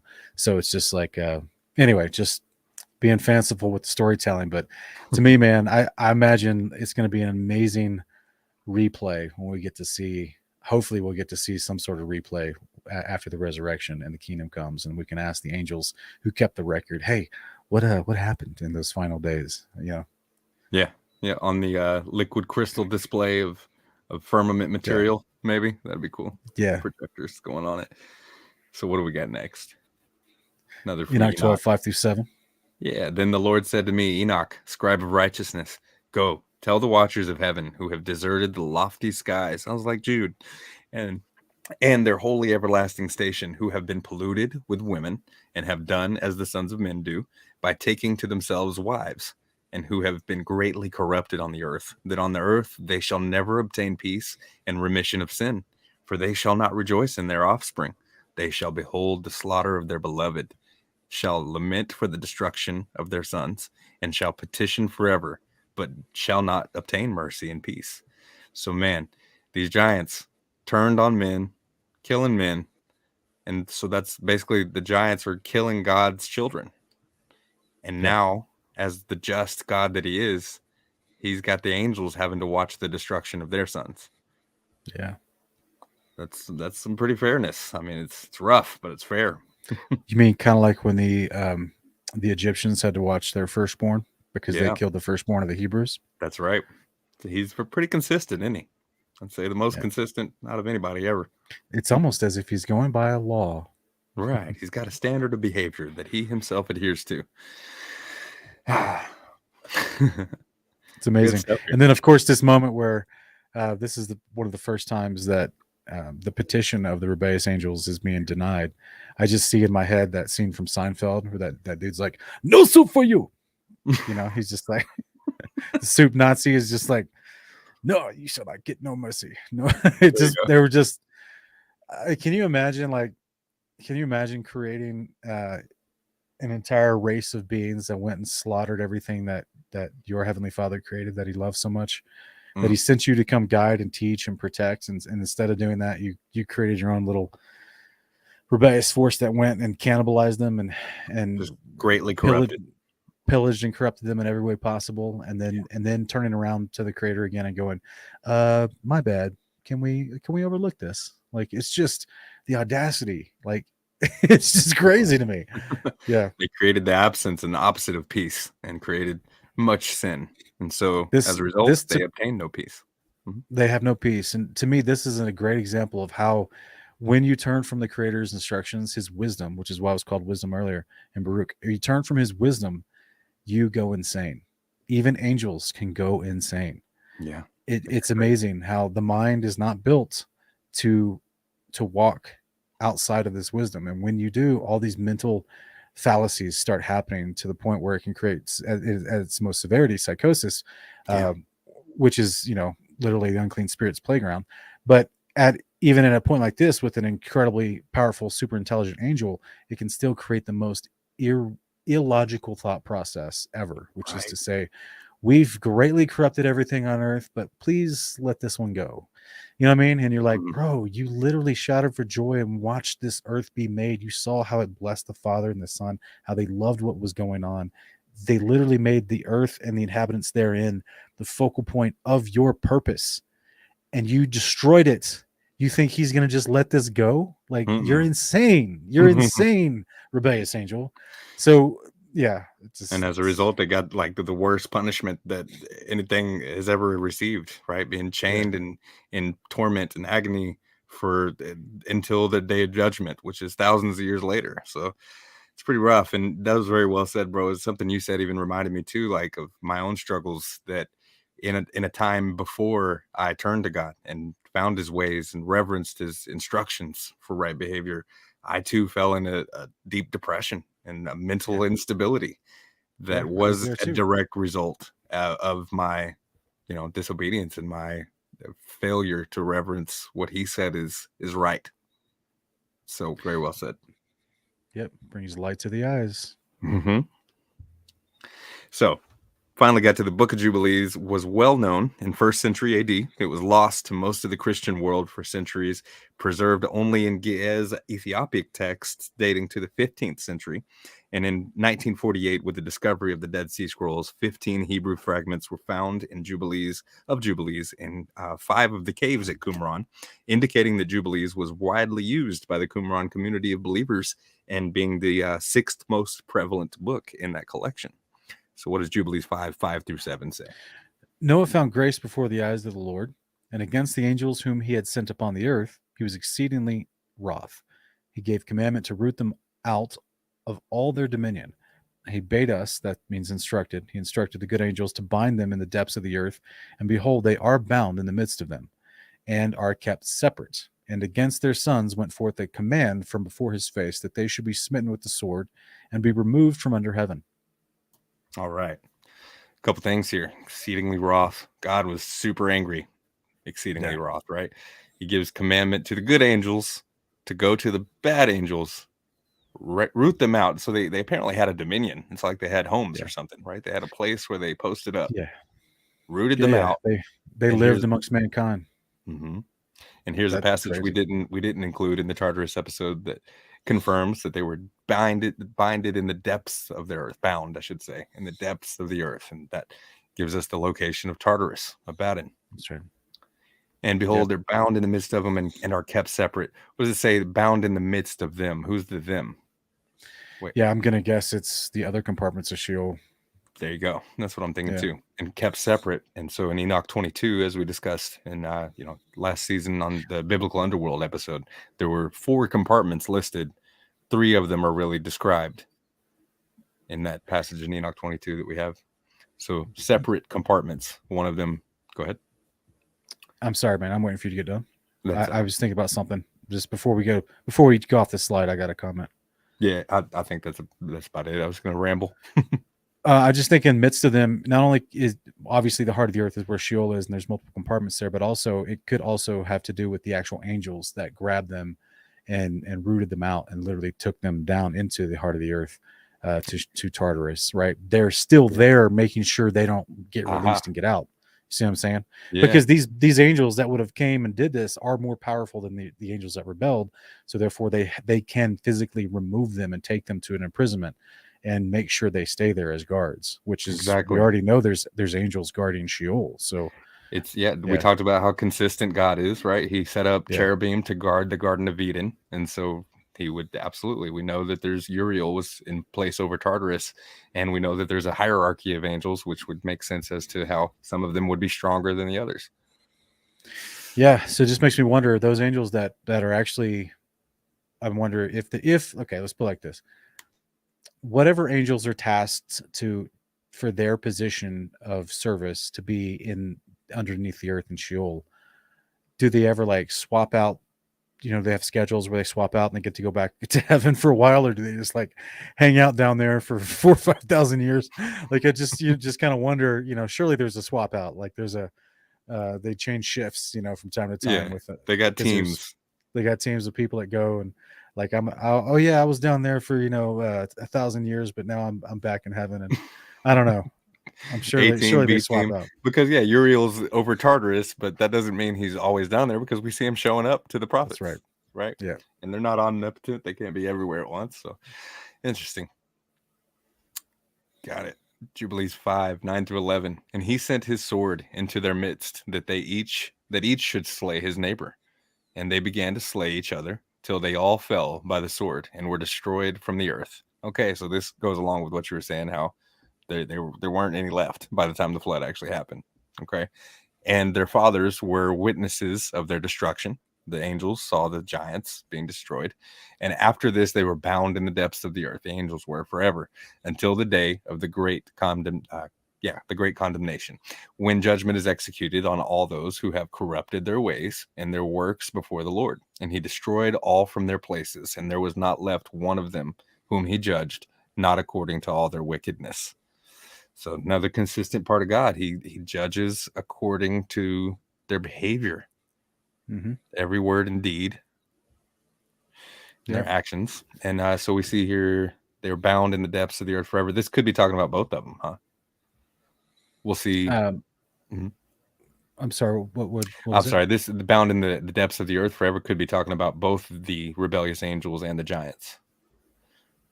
Well, don't we see the giants, or some of them are left out later? We do. Yeah, that'll be next episode. Okay. But nonetheless, nonetheless, yeah. So we got the angels we know were bound, but we are going to see later in the Septuagint that there are giants in Hades, Sheol. Yeah. However, that's all we got from that one. We read Jubilees 7:21-22 says, "For owing to these 3 things came the flood upon the earth, namely owing to the fornication wherein the watchers against the law of their ordinances went whoring after the daughters of men, and took themselves wives of all which they chose. And they made the beginning of uncleanness. And they begat sons of the Nephilim. They were all unlike, and they devoured one another. And the giants slew the Nephil, and the Nephil slew the Eljo, and the Eljo slew mankind, and one man slew another." One man another. Yep. And so I've heard you talk about this passage before, that Jubilees is translated from, remind me, the Greek? The Greek, yeah. Greek. So Nephilim could just be another transliteration of Nephilim. Yeah, which is why I think that I think the Nephilim is like an umbrella term, which is why it's a plural. But then within there, you have, like it says, it tries to help expound, like they're all unalike. They're not all the same. There's different types of them, which is why then it goes on to express 3 different types. Gotcha. So I don't know what the LGO are, and I don't know what the Nephil are. I've heard someone speculate maybe, or I'm not sure what evidence they went off of, but I've heard somebody compare the LGOs to pygmies, like super tiny, small, like the little trolls and the little hobbit looking things. I just wonder if one of these 2 words, Nephil or LGO, since we know what giant is, if the Nephil or LGO are describing chimeras, like mixtures of men and animals. Right. Very well could be. Yeah. So they just turned against each other as the angels were told to excite them to do. And there's another confirming witness. Yeah, the beginning of uncleanness. That's alluding to the idea that these were unclean spirits, as we'll see. And as we mentioned before. So this is a setup, but yeah, just top 10 discoveries of giants in North America alone. We got number 10 at the bottom left. We're only talking 7 feet area. And that was in Serpent Mound in Ohio. And number 9, the Cashapp Mound in West Virginia. Skeletons found there 7'2". Iowa mounds 7'6". Steelville, Missouri, 8-foot giant found. Miamisburg, Ohio, 8 foot, maybe 8 foot 1.5. Okay. San Diego, California, they had a 8'4" giant found. Catalina Island, California, 9'2". In Beaver Lake, Ozarks, Arkansas, they had a 10-foot giant found. In Lompoc Rancho, California, a 12-foot skeleton was unearthed. And in West Hickory, Pennsylvania, an 18-foot skeleton of a giant was discovered. There's that name, Jim Vieira. I guess that's a book, Giants on Record. Yeah, he actually tried to have his own TV show. I think he got picked up by somebody, Discovery, History Channel, somebody for like 1 or 2 seasons. And he's been talking about this for a long time. He's from Boston. He's a natural historian and researcher and accredited by all the academias until he brought this information out. And they were like, oh, we don't want anything to do with you. So, yeah, it's been interesting to see because he's just a normie. Like, this guy's not a scripture buff. This guy's not a red pill. He's just like a normal dude that is a historian, and he found all these newspaper clippings and these discoveries that he's listed in his book, and he was baffled. And he was like, well, so then he actually goes to the Smithsonian and was like, hey, where's all these skeletons? Because in all these newspapers, it says that you guys came in after these discoveries were made and you took their skeletal remains back to the Smithsonian. I would like to look at all these skeletal remains. And the Smithsonian was like, we don't know what you're talking about. Right. And we'll see more a testament to that idea as well here. We got a clip even called the Smithsonian cover-up coming at the end of the show. Stay tuned for that. Yeah. So this was going to be a slide to set up the clip about the newspapers. That's all right. No worries. However, we do want to play the one about giants being spotted by explorers. And I did mention before that you'll notice and you'll probably recognize a few of the names that we're told about in school, but of course they conveniently leave out these parts of the record. Okay. So let's check it out. I'll tell you if it's the wrong one. No, this is it. Cool. There are many historical accounts of giants as well. Flavius Josephus, a first-century Jewish scholar and historian, wrote this: "For which reason they removed their camp to Hebron, and when they had taken it, they slew all the inhabitants. There were till then left the race of giants, who had bodies so large and countenances so entirely different from other men, that they were surprising to the sight and terrible to the hearing. The bones of these men are still shown to this very day, unlike to any credible relations of other men." During the 1500s, when the Spanish navigators were exploring the coast of the Americas, sightings of live giants were also sighted. 3 captains of Spanish ships reported these taller-than-average native people on their expeditions to America, as well as Sir Francis Drake, Captain John Smith, and several other notable eyewitnesses. This is what Captain John Smith wrote about them. "The Sasquasahanogues are a giant-like people. They measured the calf of the largest man's leg and found it 3/4 of a yard about, and all the rest of his limbs were in proportion." In 1519, Spanish explorer Alonso Alvarez de Pineda was mapping the coastline of the Gulf Coast marking the various rivers, bays, landmarks, and potential ports. Not far from where the river empties into the Gulf of Mexico, he found a large town and near it some 40 native villages. He described seeing many giants living in this village, and curiously, a race of tiny pygmies was also living there. Pineda described the tribes that settled near the Mississippi River as a race of giants from 10 to 11 palms in height and a race of pygmies only 5 or 6 palms high. Perhaps the most intriguing and widely known tale of real giants in the age of exploration began with an account concerning none other than the great Portuguese explorer Ferdinand Magellan. Between the years of 1519 and 1522, Magellan embarked on his most famous voyage, a bold expedition to search for a good route to the Maluku Islands of the East Indies that would eventually result in the first successful circumnavigation. Magellan was given command of 5 vessels, and one leg of their voyage took them out across the vast ocean, all the way to the faraway land of Patagonia, at the southern end of South America. It was there that the expedition would come across a rather baffling sight indeed. Here's an excerpt from the diary of Magellan's official chronicler. Leaving that place, we finally reached 49½ degrees toward the Antarctic Pole. As it was winter, the ships entered a safe port to winter. We passed 2 months in that place without seeing anyone. One day, we suddenly saw a naked man of giant stature on the shore of the port, dancing, singing, and throwing dust on his head.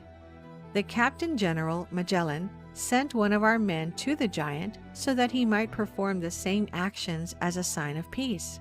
Having done that, the man led the giant to an islet into the presence of the Captain General. When the giant was in the Captain General's and our presence, he marveled greatly and made signs with one finger raised upward, believing that we had come from the sky. He was so tall that we reached only to his waist, and he was well proportioned. It is significant to note that the above narrative is taken from the journal of the official chronicler of Magellan's voyage of discovery. That is the one person above all others who is tasked with recording and keeping the most accurate records of events and activities, whether exotic or mundane. This person is not only responsible to the commander of the voyage, but also to king and country for his eyewitness accounts as a complete, precise, and accurate testimony of events that occurred during the voyage. Based on his position and responsibilities alone, his first-hand eyewitness testimony of encounters with giants must be taken as factual information by an unimpeachable witness.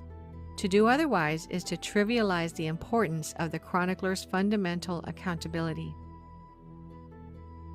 Years later, in 1539, there was also the account of Hernando de Soto, another explorer, who came face to face with numerous giants during his adventures through the southeast portion of what is now the United States. De Soto had set out from Tampa Bay, Florida, with a contingent of hundreds of men, and during their trek, they allegedly frequently came across tribes of natives ruled by giants. One of these was a Chief Tuscaloosa, who was encountered in western Alabama and said to be a hulking giant of a man who towered over all others. There are also the reports from the Spanish conquistador and explorer Hernando de Alarcón, who is trying to find a river that could be used to move supplies to Spanish troops along the coasts of California and Mexico. Alarcón would eventually make his way up the Colorado River all the way up to the Grand Canyon, and during this journey, he and his men purportedly came across a tribe of around 200 giant warriors standing up to 10 feet tall. The giants were supposedly very aggressive, but Alarcón appeased them with gifts and other signs of peace. The conquistador Francisco Coronado also told of having come across whole tribes of giants during his quest throughout the Southwest in search of the legendary El Dorado. In some cases, there was physical evidence of these giants found, as was supposedly the case with the conquistador Bernal Diaz del Castillo, who served under Hernán Cortés during the Spanish conquest of Mexico. Within the pages of his detailed record of the conquest and subsequent collapse of the Aztec Empire, there is an odd account of a race of giants that were claimed by the Tlaxcaltec Indians to have once inhabited the area. The chief of the tribe then provided the remains of these mysterious giants as evidence, of which Castillo would write, "They said their ancestors had told them that very tall men and women with huge bones had once dwelt among them. But because they were very bad people with wicked customs, they had fought against them and killed them, and those of them who remained had died off.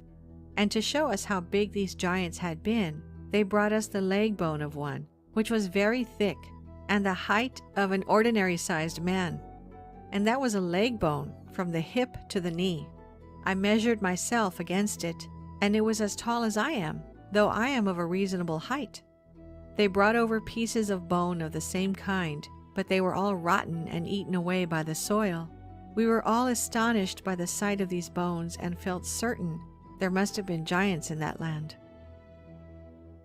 There were so many reports of real giants being encountered throughout North and South America in the age of exploration, and such accounts have faded into history to be mostly forgotten.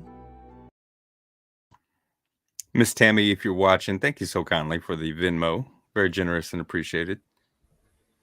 So, Magellan, Alarcón, De Soto, Coronado, Del Castillo. I specifically remember these names and studying these explorers and conquistadors in elementary school history and social studies classes. But of course, these mentions of their eyewitness accounts of giants were never included in the curriculum. Never. No. Speaking of Native Americans, and would you want to hear the names Please. of the giants by tribe, by different tribes? Yeah. So this is all the North American tribes for the most part, not any Central or South American tribes, but the Alsatian Indians, they call them the Asins. The Yupik Indians, they called them the Akugagankic. It's hard to say. There's some long names, I remember. Yeah, Northwest Coast Indians, they called them the Basket Ogres. The Apaches would call them Big Owl Man. The Caddos would call them Caraja. The Micmac Indians would call them Sinews. The Hopi Indians called them Chevello Cachinas. The Navajos called them the Gray Giants. The Algonquian Indians called them Ice Giants. Wow. So, yeah, the idea of the abominable snowman. Guess who stole that? R.R. Martin, George R.R. Martin. Yeah. Game of Thrones. Wabanaki Indians call them the Kiwaks, and then Creek Indians call them Kolowas. Wabanakis call them the Cuckoos. The Chickasaws, which is where I'm a descendant of, they call them the Lofas. The Wampanoags call them Mashops. The Lenape Indians call them the Mawhi. And the Choctaw Indians call them the Champi. The Cherokee, I'm also a descendant of Cherokee, they call them the Stoneclads. And then Iroquois called them Stonecoats. And then there's several more. There's a whole bunch of different names from different tribes. Yeah. So it's like the amount of evidence is super abundant. It is. That was going to be, yeah. I started to make the slides to each of the Native American tribes and the records of what the archaeologists and even people from those tribes that passed down the legends and the stories of their history. I was started to do a whole presentation on that, but I figured I'd save us an hour or so. Yeah, it's abundant all over the place, to the point where when people say, I don't believe there's any evidence for giants, it's just, yeah, I can understand, because it's not in the headlines, right? It's not on MSNBC. It's not being blasted on Facebook and Twitter for them to understand as the news, but it's out there, guys. It was censored before people understood what censorship was. Yeah. Yes, sir. Let's get into Jubilees 8, 3-4. So we're talking about post-flood now, because if the giants killed each other off, as they were excited to do, and there was possibly none left by the time we get to the flood, how did they come back? Well, Jubilees 8, 3-4 says, and he, talking about Canaan, found a writing which former generations had carved on the rock, and he read what was thereon, and he transcribed it and sinned owing to it, for it contained the teachings of the watchers, and he wrote it down and said nothing regarding it, for he was afraid to speak to Noah about it, lest he should be angry with him on account of it. Well, yeah, of course Grandpa Noah would be angry, because Canaan was the grandson, right? The son of Ham. Canaan? Canaan was, I think, a son of Arphaxad, so he'd be a son of Shem. That's right. Thank you. Mm-hmm. Yeah, because his father, or his great grandson, I guess, was Eber. There you go.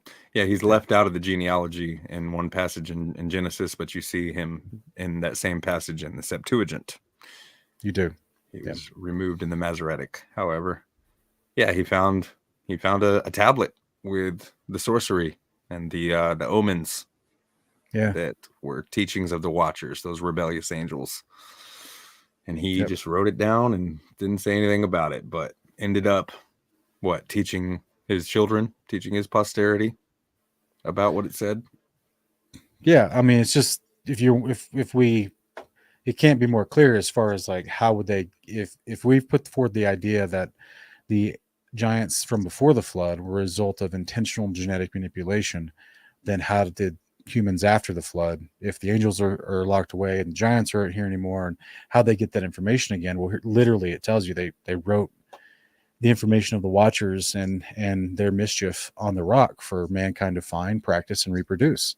This is why he didn't want to tell Noah about it, because he knew, like, Noah was teaching them righteousness, as we already read from Jubilee 7. So Noah would have been telling them, stay away from this sorcery, this nonsense. This is evil. This is wickedness. This is what started the flood. Stop. Don't do this. Right. And as a teacher of righteousness, he would not have stood for it. Yeah. Noah's like, guys, I was on a boat for a year with the smell of manure night and day. Do not do this. Like, I've suffered the consequence of this behavior. Yeah.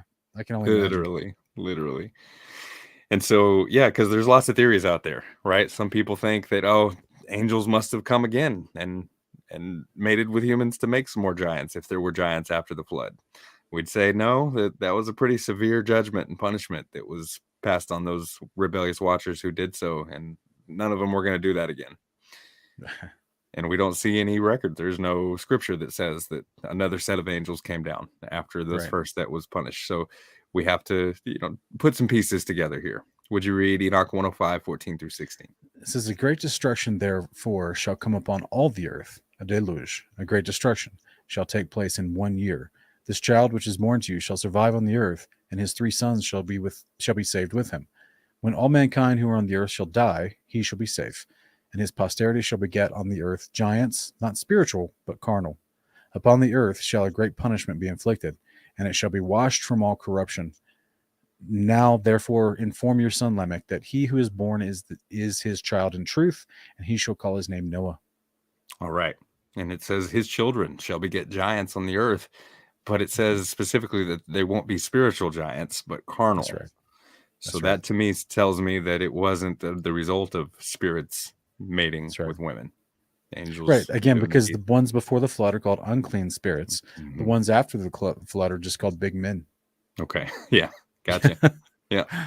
And so this is where it ties back into what we talked about earlier, that the cutting of roots and the dividing of roots that was taught along with sorcery, enchantments, incantations, and witchcraft from those occult practices that the Watchers taught men, that would be the main way that we can see that would have been used to augment the genetic, height of these beings to make giants again. Mm-hmm.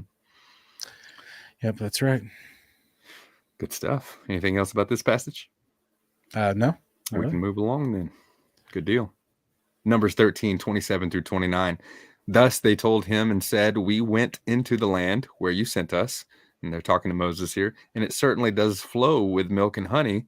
And this is its fruit. Nevertheless, the people who live in the land are strong, and the cities are fortified and very large. And moreover, we saw the descendants of Enoch there. Amalek is living in the land of the Negev, and the Hittites and the Jebusites, and the Amorites are living in the hill country, and the Canaanites are living by the sea and by the side of the Jordan. And I believe it goes on. The same passage continues. Then Caleb quieted the people before Moses and said, we should by all means go up and take possession of it, for we will surely overcome it. But the men who had gone up with him said, we're not able to go up against the people, for they are too strong for us. So they gave out to the sons of Israel a bad report of the land which they had spied out, saying, the land through which we have gone in spying it out is a land that devours its inhabitants.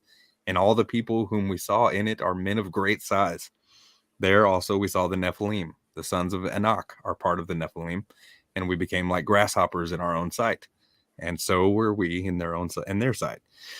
So a couple things here. Grasshoppers in their sight, that would indicate that these guys were quite a bit larger. If you think about your size compared to a grasshopper, not saying that they were exactly that large, but up there in size. However, we do see again here the word Nephilim used, but in the context of something not created by rebellious angels. So just like Rob was saying in that clip that we played earlier, more than one way to make a Nephilim. Yes, that's right. Mm-hmm. And these guys were scared, but Caleb was like, "We got this. We got God on our side." Yeah, he had a unique spirit within him, definitely one of faith. Mm-hmm. And he was about that life. He's about taking out those toes and tendons of those ankles on those giants. Or the Achilles heel. It's interesting. Right. We call it the Achilles heel based off the mighty man of history in Greek so-called mythology, Achilles. And he was said to be 30 feet tall, wasn't he? Yeah. Yeah, that's a big giant, man. 30 feet tall. That's, what is that? 3-4 stories? Yeah. 3-4 story building. That's pretty big. Large for sure, and in charge at the time, but not anymore. What does 2 Samuel 21:20 say? There was a war at Gath again, where there was a man of great stature who had 6 fingers on each hand and 6 toes on each foot, 24 in number, and he also had been born to the giant. All right, we see the same thing paralleled in 1 Chronicles 20-6, and got an X-ray here. This isn't skeletal remains of actual giants. But even some people these days are born with a genetic mutation to have extra digits, right? Extra appendages there. Yeah. 6 fingers, 6 toes. Mm-hmm. That's right. So that's what it would look like. That's very interesting. It is. And so here's another idea. I'll read real quick. Where Proctorville, Ohio now stands was one day part of a well-paved city, only a few mountains there, one of which contained a skeleton of a very large person, all double teeth in a jawbone that would go over the jaw with the flesh on of a large man. This was written in the Ironton Register in 1892. Forgot to look up where that was, but Ironton Register would have been a paper, right? Newspaper kind of situation. And double teeth. So I've heard this before, right? And I was skeptical of it because there's no scriptural precedence. We don't see that. And it's not frequent in the accounts of the skeletons of giants. Mm-hmm. We don't see them mention a double set of teeth. So I was skeptical until I ran across this one and the next newspaper article. If we could go to that one, would you check it out? So it looks like St. Paul Pioneer Press in June 1888 says 7 skeletons 8 feet tall were uncovered from a burial mound near Clearwater, Minnesota. The highly unusual skulls had double rows of teeth in both the upper and lower jaws. All right. So yeah, again, this isn't a X-ray of an actual, giant skeleton. This is just a condition called hyperdontia, where people get more teeth than they're supposed to have. But so it would make sense if you got a gigantism situation going on and you're overgrown, that you'd also make more teeth than you're supposed to. And so apparently some of these skeletons were found with double rows of teeth like sharks. And there's other animals that have multiple sets of teeth. Yeah. I mean, there was a news report from NBC News in 2008 about a 5-year-old boy that was revealed to have 3 sets of bottom teeth. Wow. And they also referred to him as shark-like. Yeah. Yeah, and the fish were one of the animals that they sinned against. You never know what was incorporated in the genetic manipulation that they had going on. What kind of animals they may have used, who knows? Yeah, if you could figure out how to create something that didn't have to sleep like a shark. Interesting. That'd be a formidable foe. Right. Fascinating stuff here. 1 Samuel 17, 4-7. Then a champion. This is the old famous story that we hear in Bible school, right? Or in Sunday school. Then a champion came out from the armies of the Philistines named Goliath from Gath, whose height was 6 cubits and a span. He had a bronze helmet on his head, and he was clothed with scale armor, which weighed 5,000 shekels of bronze. He also had bronze greaves on his legs and a bronze javelin slung between his shoulders. The shaft of his spear was like a weaver's beam, pretty big, and the head of his spear weighed 600 shekels of iron. His shield carrier also walked before him. So David and Goliath, right? David slew him, but we get some interesting measurements and some fun facts and details about this guy on the next slide. We might go into it a little deeper. Okay. So the cubit is said to be the length from your elbow to the end of your middle finger. It's about 18 inches. A span is the span of your hands, about 9 inches. This would mean Goliath was 9 feet 9 inches. Other scholars believe the cubit is estimated to be close to 21 inches, making Goliath 11 feet 3 inches. The Masoretic text has 6 cubits in a span, while the oldest manuscripts, namely the Dead Sea Scrolls, the writings of Josephus, and the major Septuagint manuscripts, all give Goliath's height as 4 cubits and a span. So that's 6'9" to 7'9". In there. Yeah. Either way, quite a bit bigger than the average man for sure. Right. Yeah. And so we have to think, go ahead. Yeah, just saying, and the strength would be greatly increased too. So this isn't the idea of just gigantism, right? So this means your proportion and your joints and ligaments have grown to be able to support this weight, and you move like a normal man. That's why, I don't know if you have this or not, but that testimony from what's it, Coyote Wild Bill or whatever his name is, talks about the 18-foot giant who's picking up a buffalo. And he moved like a normal man, right? It was not like you're seeing someone today that's 8'4", like the tallest guy in the world, and he's got these weird movements because his joints aren't properly formed. No, we're talking about dudes that were fully normal.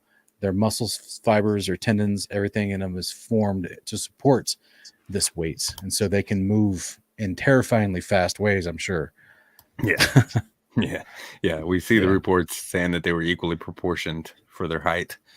All their limbs and everything were adequately sized accordingly. Whereas, like you say, right, that gigantism is known as a disorder that causes just a single limb to be overgrown.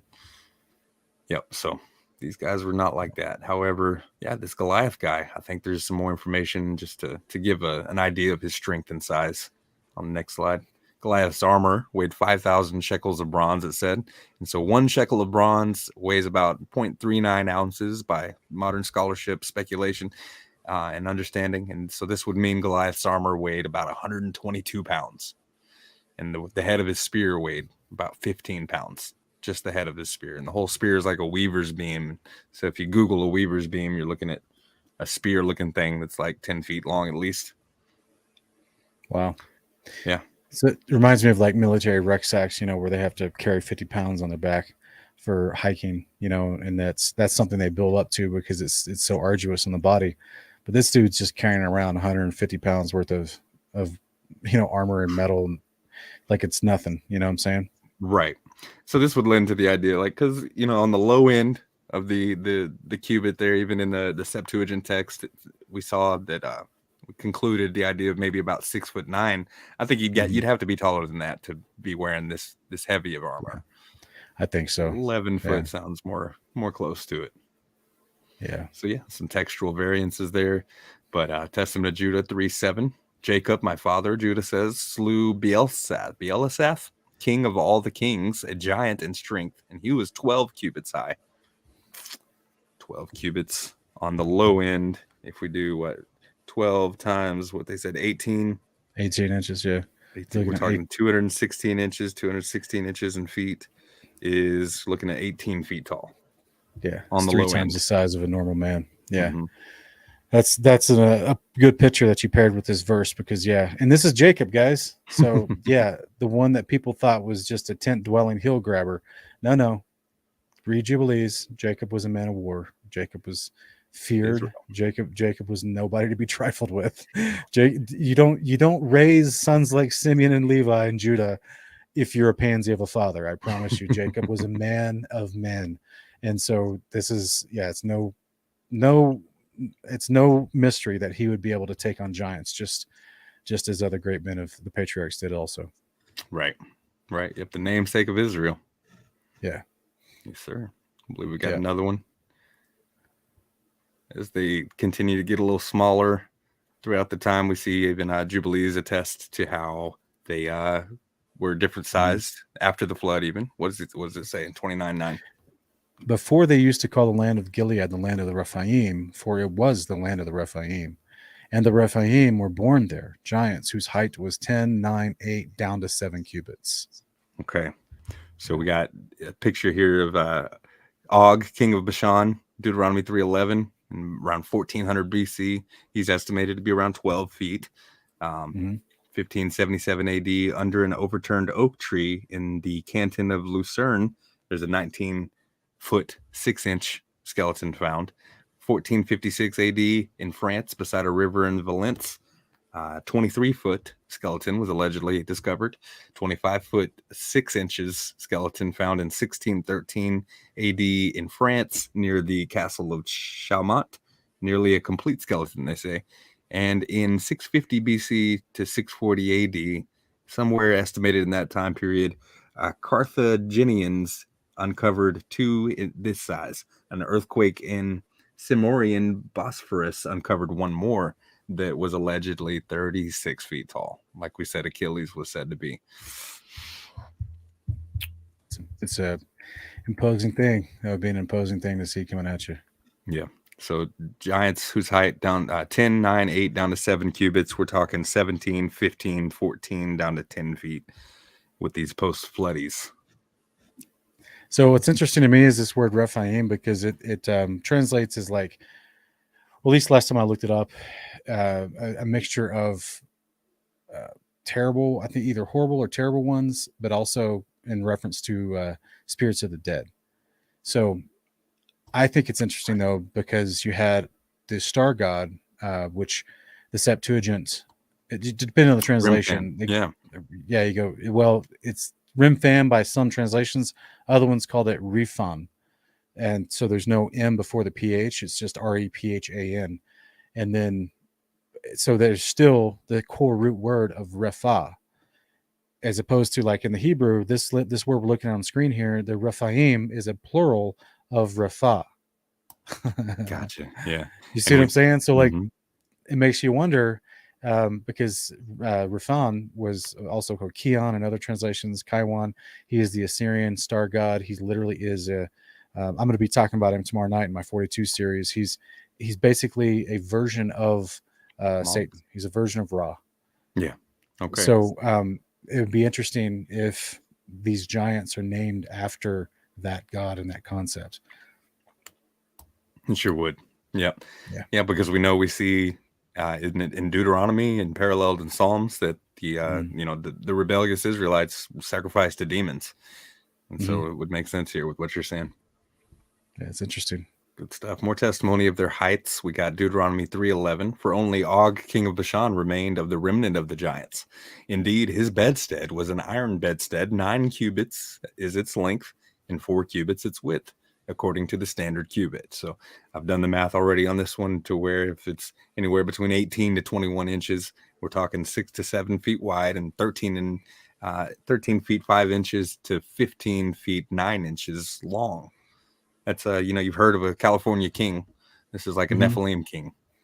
Yeah. It'd be massive. Definitely have to be made of iron. It would, to withstand that for sure. Another quote here. Before there were any humans on Pellene, the story goes that a battle was fought between the gods and the giants. Traces of the giants' demise continue to be seen to this day.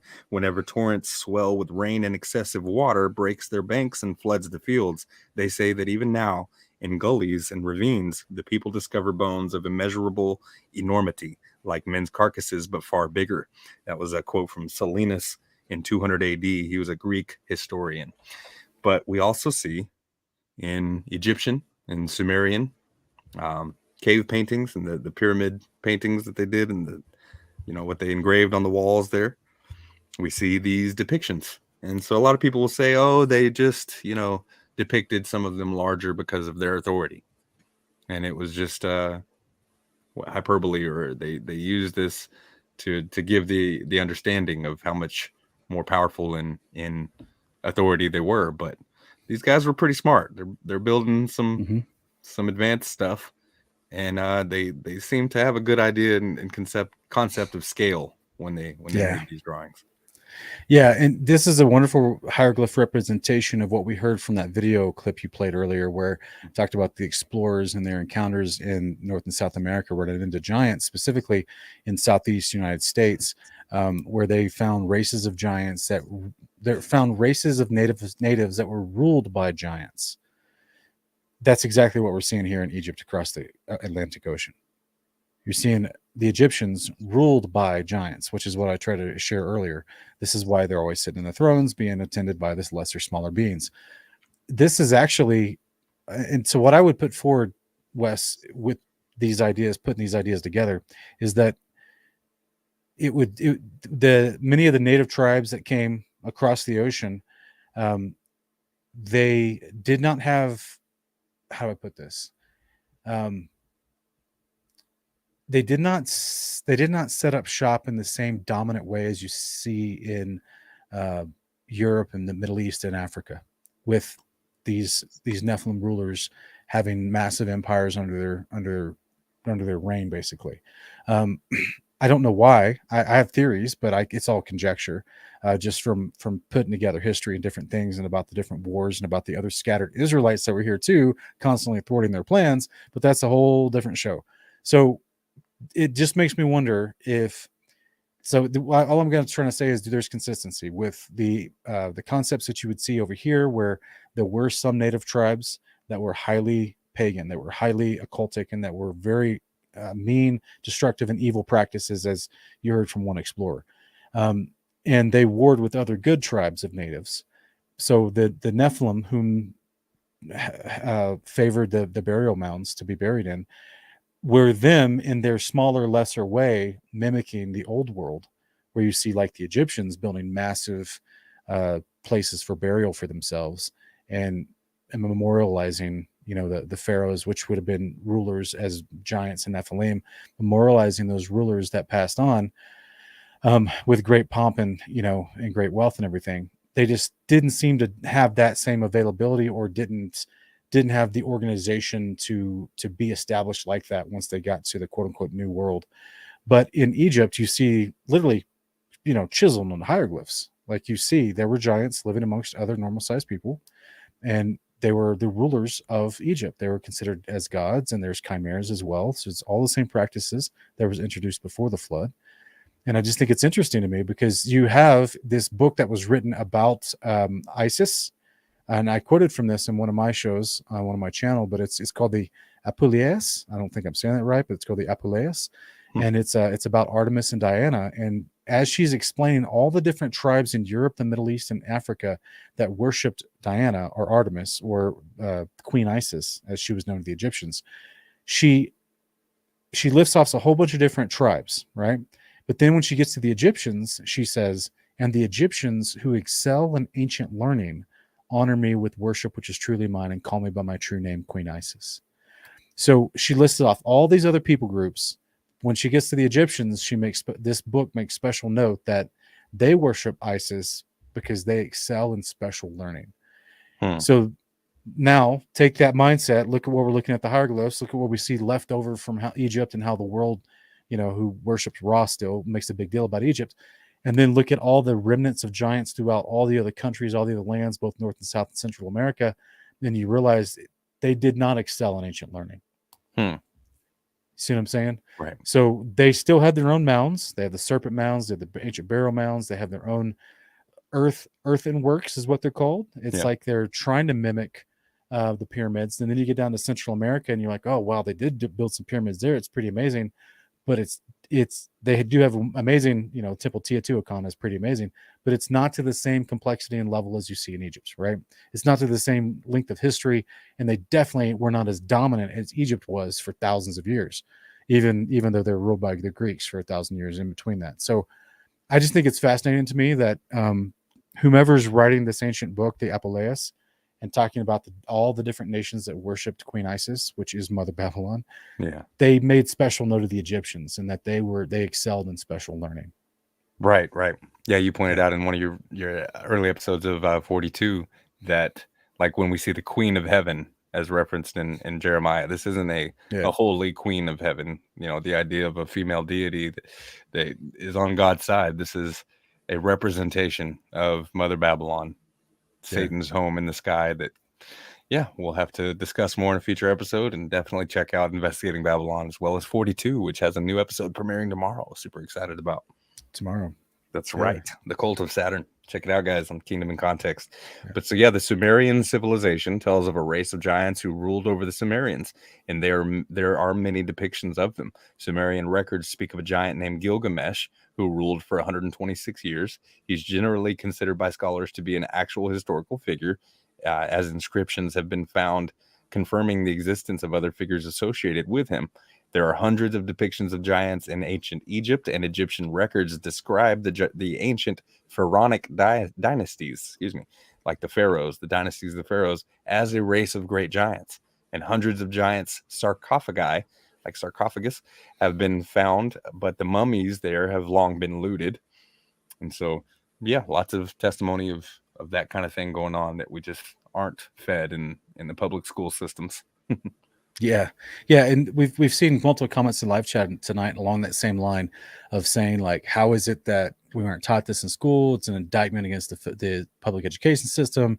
Other, like right now, Particle Sun saying it's hard to believe secular historians refuse to connect the dots with ancient cultures and religions, because it's so obvious once you just start looking at it to connect the dots. It's so obvious that they literally all worship in the same gods. They just called them by different names because they spoke different languages. Like, it's so. I would say, why weren't we taught this? Why is it being suppressed and covered up? Why will modern day scholars refuse to give validity to these things and just try to hand wave dismiss it and call it myth? Is because it's not about intellectual integrity. It's not about scholastic integrity. It's a cult. You're dealing with a cult. They're controlling information because they have a narrative of deception they're pushing because they're a cult, and they're trying to get you to believe a certain thing. Like all cults do, they have to reject reality and get you into a certain programming. And so that's why, in the face of all obvious paleontology and anthropology, they don't care. They don't care. They're going to dismiss it because they want you to believe something else. They want you to believe you're on a space spinning rock that's undefinable and unscientific, and you have this strange, correlation with monkeys and apes that you truly don't. They want you to believe all this stuff that's all this pseudoscience, because they're trying to get you to an end goal, right? Which is nothing to do with observable reality. It's all to do with their narrative, so they can trick you. It's about deception. And so imagine a professor or a board that's reviewing some modern archaeological discovery, and they're trying to determine, are we going to validate this and publish this or not? And then they're like, well, the people that are above me don't like this information, or the people on my panel next to me are emphatically against this, and I can't really ask why because they know they'll be removed from that council. So they just go along with it. So it doesn't take much to create intimidation to keep the narrative going, is all I'm trying to say. Yeah. And it's so interesting, fascinating too, because it doesn't get much more occult than the teachings of the Watchers and their sons, right? Like the blood drinking and the cannibalism that they were involved in, and then the fact that these giants did end up becoming the unclean spirits that ended up ruling and oppressing people, as well as being worshipped by the rebellious Israel that left the covenant. And so it doesn't get much more occult than that. So it's weird that the occult would want to hide it, but then it makes sense when you realize, oh, this is a part of biblical history that they want to overshadow. They want men to forget and discredit the scriptures for that reason. Yeah, they do, because the Bible, obviously, the Bible, every time it mentions these kingdoms that were ruled by Nephilim, those kingdoms are destroyed and judged by Yahweh. So right. They don't want people going to the Bible for the source of information to figure out why there's giants or has been giants or will be giants again. They want to make up their own narrative for that. So yeah, transhumanism and whatnot. We'll see. As in the days of Noah, right, guys? Yeah. Well, we got another clip, and we've already mentioned tonight that there's been a concerted effort by the Smithsonian Institution and that organization to cover up this. So just like we had the rabbis in Judaism rejecting the book of Enoch and getting others to influencing other believers to reject the words of the prophet Enoch and Jubilees as well, we have this concerted effort to hide the skeletal remains that apparently, in Ohio alone, in my studies, I noticed in Ohio alone, The Ohio Valley alone, a specific area in Ohio, there were over 300 historical accounts of giant skeletons. So where did they go? They're not on display in the museums. They're not in the headlines. So there's been somebody out there doing something with these and keeping them quiet, keeping people quiet about it. I did not realize that the Smithsonian's logo was this. Yep, that's it. Sun. Specifically, it's the Helios sun of the Jesuits. Yeah, right. Yeah, unbelievable. How about it?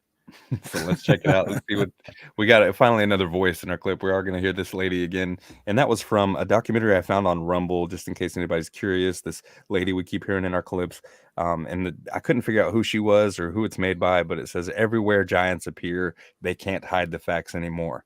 If you just type that phrase in on Rumble, you'll be able to pull up the full documentary. But yeah, let's check out what she has to say, as well as End Times Productions has some commentary to add. If giants really existed, well then where are the bones? Wouldn't we see evidence of them all over museums and places like the Smithsonian? The Smithsonian Institution is continually linked to giant skeletons, or at least the lack of them. Dozens of reports end in something that sounds like this. The bones were shipped to the Smithsonian Institution for further study.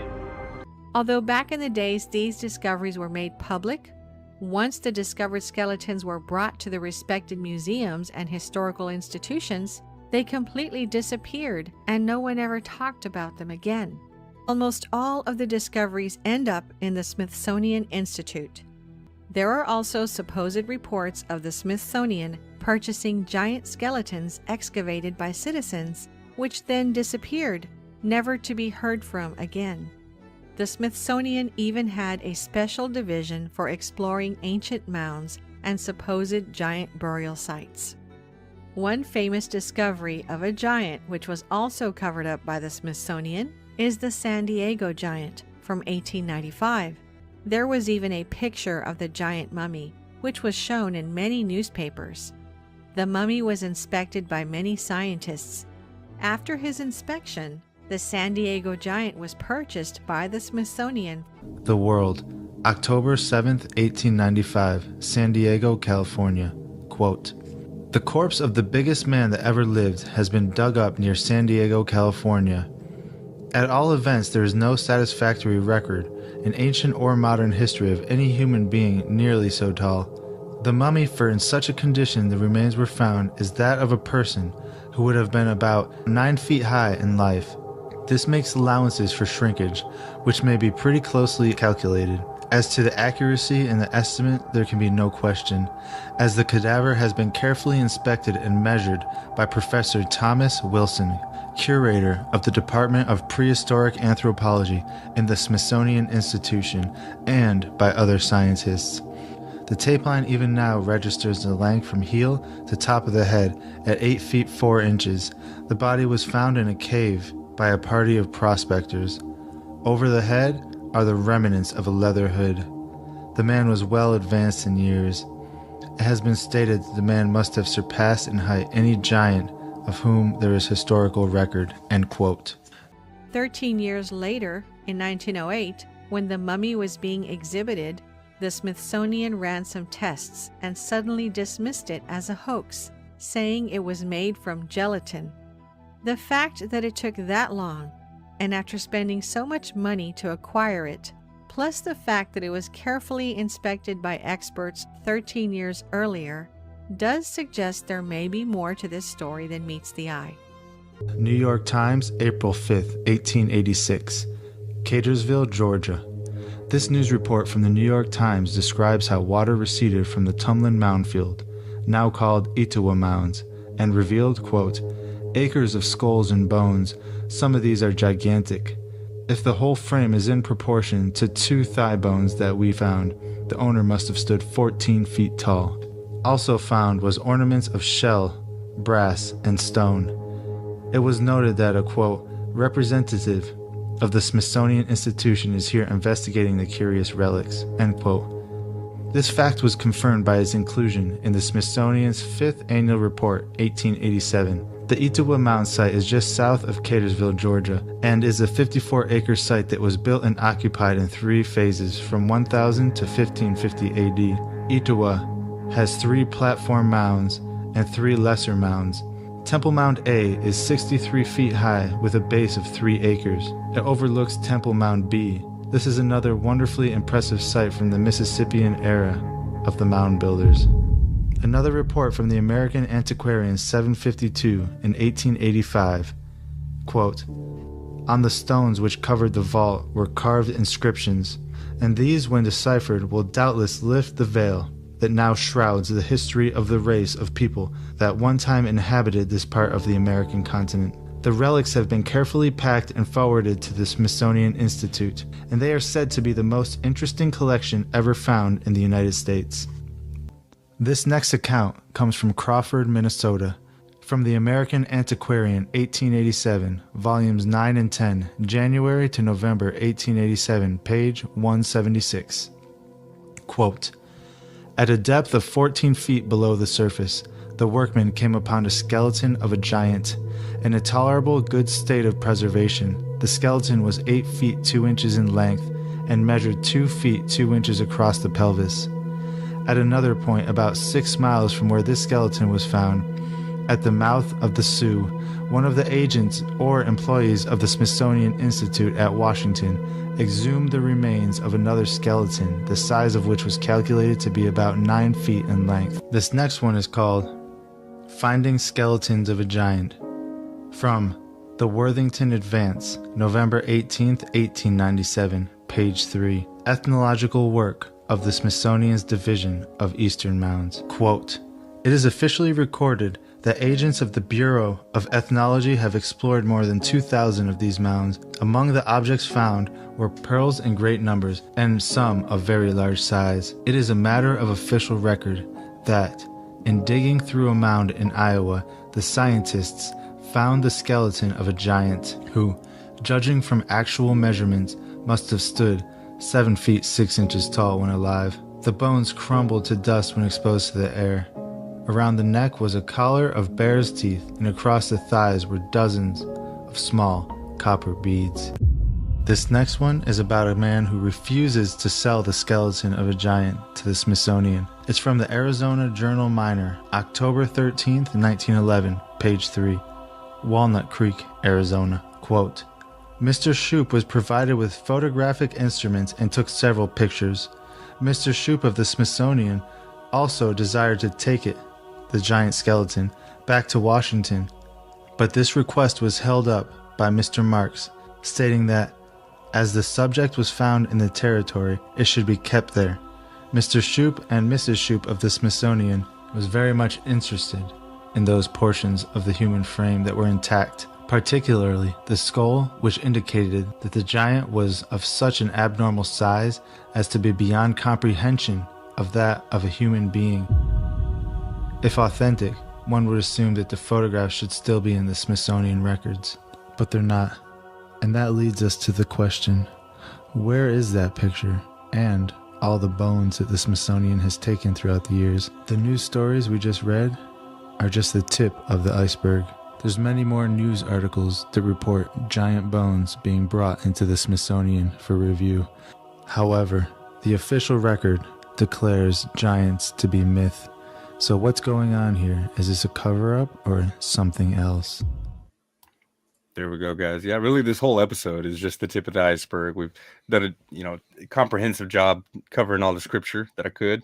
I try to do every time we do an episode. I try to just make it a comprehensive breakdown of everything there is available, but I can never get to it all. And so yeah, y'all do your own research and come back to us. Let us know in the comments what else you find about the Smithsonian. Anything else fishy? Any ties to certain organizations, like Sean mentioned, maybe the Jesuits?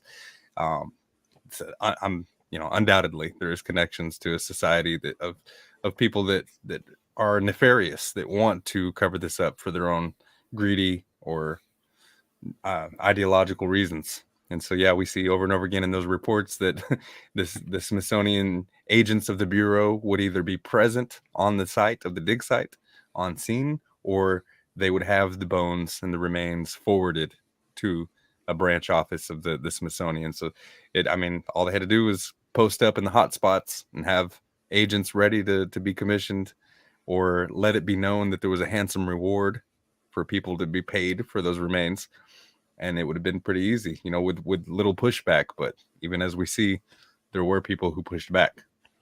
They probably didn't make it very far. Yeah, like I'm sure there's more out there still that's undiscovered, if I could put it like that. There's massive portions of the United States that has not been, there's no townships or cities built there. So I'm sure there'll be more that'll pop up over time. Indubitably. Yeah, absolutely. So God didn't create these guys, these giants, but the sons of God did. But it wasn't God's intention. He didn't create them in the first week of creation like he created everything else. But we're gonna see some more in the next episode. And so let's look at where did they go? As I mentioned earlier, the Septuagint has some fun tidbits. What does Proverbs 2:18 in the Septuagint say?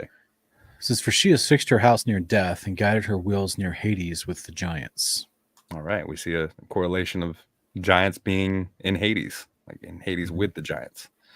So Hades being the Greek word for the Hebrew Sheol, as we covered the biblical underworld, and it's a subterranean compartment for where people will go when they die. It's designed to, as Enoch 22 says, that it's set up for the departed souls of men to remain until the day of judgment, even the righteous people. But apparently, as we stated earlier, there's multiple compartments, 4 listed, 3 described, and so one of those compartments was designed to contain a portion of the unclean spirits. Now we're going to get into more. We're going to do a whole episode on just unclean spirits next.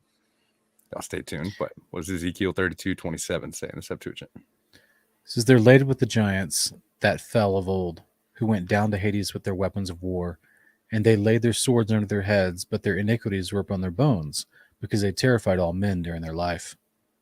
Aha. What are your thoughts here? Are you wondering if these post-flood or pre-flood references? Sure, you could answer that. I don't know.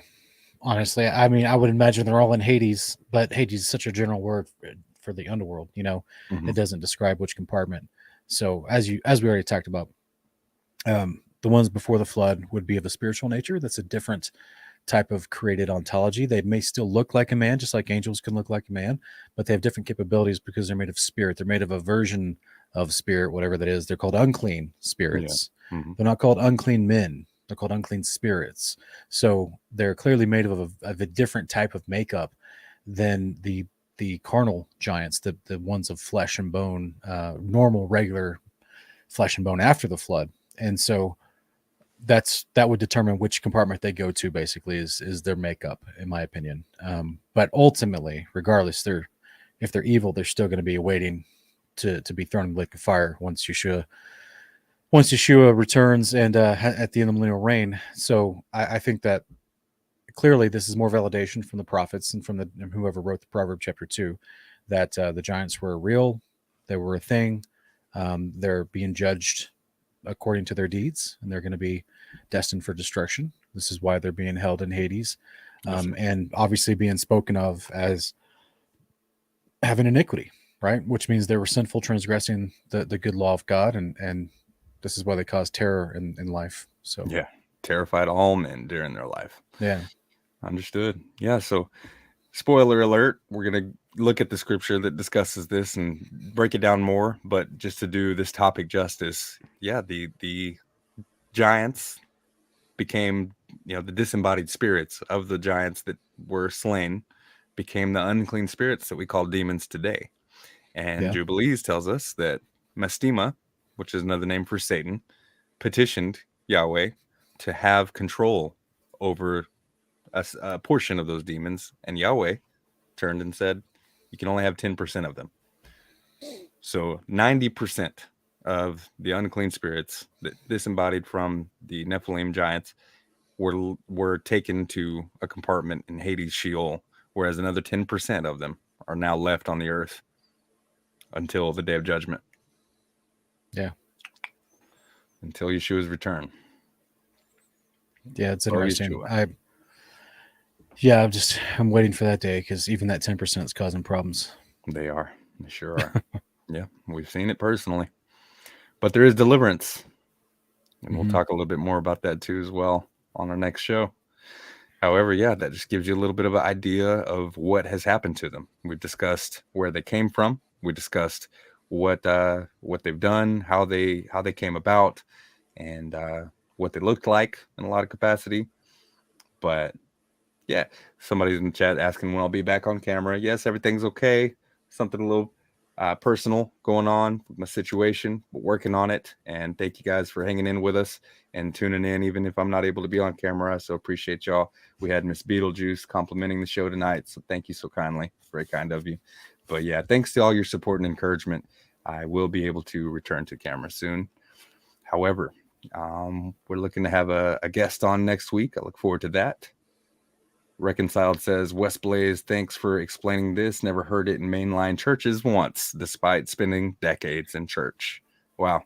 That means a lot to me. That's the kind of thing I want to do. I want to get people to just open their eyes to these aspects of scripture that we're not told much about, just to give you a greater understanding of the story and understand better where the Father's heart was in doing things like the flood and sending angels to wipe out rebellious angels and punishing those rebellious angels, stuff like that. I hope it has edified and given some clarity. Much love to you as well, J.O. Yeah, isn't it interesting that we read multiple passages tonight from the book of Baruch, which used to be in our Bibles, but then was taken out around the same era in the 1880s when evolutionary academia was on the rise, when they were finding these bones and the Smithsonian was coming in and exhuming them and hiding them. In that same time period, that same generation was when they started removing more books from the Bible. And then seminaries started happening, which taught specific narratives that try to dismiss Genesis 6 altogether. So specifically the Baptist Theological Seminary, which was a stalwart of seminaries in the United States. And that it's just funny to me that if you truly put all these pieces together, like there is a systematic plan to remove this information from the mind of believers, much less the public, because then nowadays you have even modern believers arguing that they're not unclean spirits. That's just they try to reinterpret it. They just ignore the definitions and all these verses we talked about.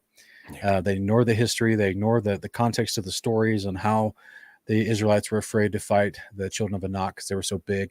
And just to try to hand wave dismiss it and saying, oh, no, they were just talking about how mighty they were in their military prowess and how big their cities were and all that kind of stuff. They weren't really giants. There aren't really demons and unclean spirits. There aren't really mental Satanists. Like, it is the product of brainwashing from this systematic deception over believers, which is don't believe your Bible. Yeah. Don't believe the evidence that we found in the dirt. Definitely don't believe the books that were left out of the Bible. Yeah. Instead, believe this plaster recreation we made off of one little tooth that we're now going to call something that fits our narrative. So like it's just absolutely baffling. Like I've said at the beginning of this, how some people in this life will read the Bible and go, I don't know about that. Then they'll hear some other dude with no evidence whatsoever, no science behind him, just because he is in a position of quote unquote authority. I don't know who even convinced them that he had authority, but because he's in a respected position of supposed scholar or scientist or whatever, working at an institution, they'll believe him without even questioning it.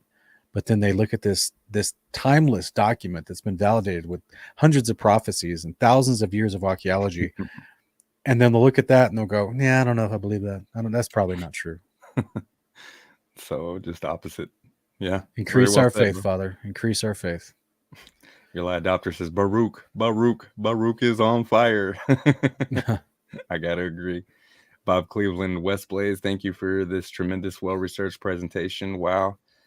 And lots of great comments. Lots of people enjoying what we did tonight, guys. If you like it, I just very much encourage you to hit the like button, leave a comment, help boost us in the algorithm so we can get this information in front of more people so they can have a greater understanding of Scripture and God's entirety of His plan. If you wouldn't mind, give this a share to your friends, family, even privately. If you can't share it on social media, I'd encourage you to do that. And if you like it, more than that, if you want to do more, we have multiple ways in the links of the video description below check that out, where you can find links to things like our Teespring shop, where you can find a hoodie like I got the Fight the Good Fight hoodie on in my picture. You can find Uncommon Ground t-shirts with the logo on it, and lots of other cool stuff that I try to add to all the time. And there's links like PayPal, Venmo, and Cashapp, where y'all can bless us if you'd like to as well. Y'all been a huge blessing for that. And Patreon also. And like I mentioned earlier, there's a 25% discount code available exclusively to patrons for the Patreon members that y'all guys can go and use to hopefully give you guys something back. Y'all just give to us so much. We so appreciate it. Much love to you. But so, yeah, as I was saying, God didn't create these guys. The sons of God did. But they ended up being a part of the creation, and the fact that they interact with the creation. And now we have to sometimes interact with them. Unfortunately, the remaining 10% of them that were left over as unclean spirits and demons that we will talk about next time, and have a guest to join us as well to boot. So I really look forward to that. Y'all Join us for our first, more or less part 2. We'll do a first time part 2 episode on a topic, just because it bleeds over into something else, right? Yeah. That we have to interact with. So there's that. What other closing words can you give us tonight, brother? Anything of wisdom? Believe in the Bible, because the same book that introduces the rebellious angels and these giants who have been a problem for mankind throughout all of history, I'm theorizing from certain scriptures are going to be a problem for mankind in the future as well, just like these rebellious angels, one of them at least. I say believe in the Bible, because it at the end of the story, and systematically throughout the story, shows that they're weak and powerless, and that they truly only have deception, right? Which means they'd get your consent at some point because they've tricked you. So I would say believe in the Bible. Don't give consent to these things. Trust in the word of God. Walk in his commandments. You'll find strength, wisdom, and power. And we look forward to seeing you guys next week, or sure, I guess in a couple weeks. Probably in a couple weeks, yeah. And above all, have faith in the Messiah and the elect one, the anointed high priest that was sent for us, Yeshua of Nazareth, Jesus the Christ. In his name, in his authority, we have deliverance from those unclean spirits that we'll talk about next time. And following after him, discipling after him, there's no other way to do it than to obey the same instructions and standard of behavior that he kept, which is the eternal Torah, the law of God, his commandments. Seek them out, meditate on his precepts, learn his ways, because they are God's very own behavior, not just Yeshua's. So you got people out there railing against the law of God and the idea of believers wanting to keep it as we wake up to these things in scripture. They're railing against the very behavior of Jesus. Just remind them that lovingly, and continue to show them the scripture, because the sower sows the word. Hope you guys have been edified by everything tonight. We love you. We bless you. We ask that you bless the Father, and may he bless you. Shalom to you from under the 7 domes. And we're going to end off tonight on a track from one of my favorite biblical cosmology rappers, right?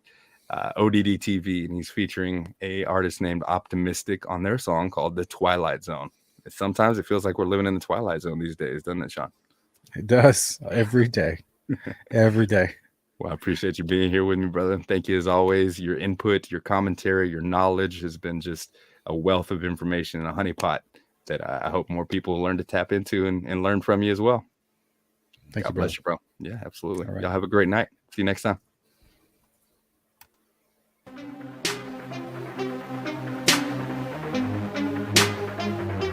We're living in the Twilight Zone. We're living in the Twilight Zone.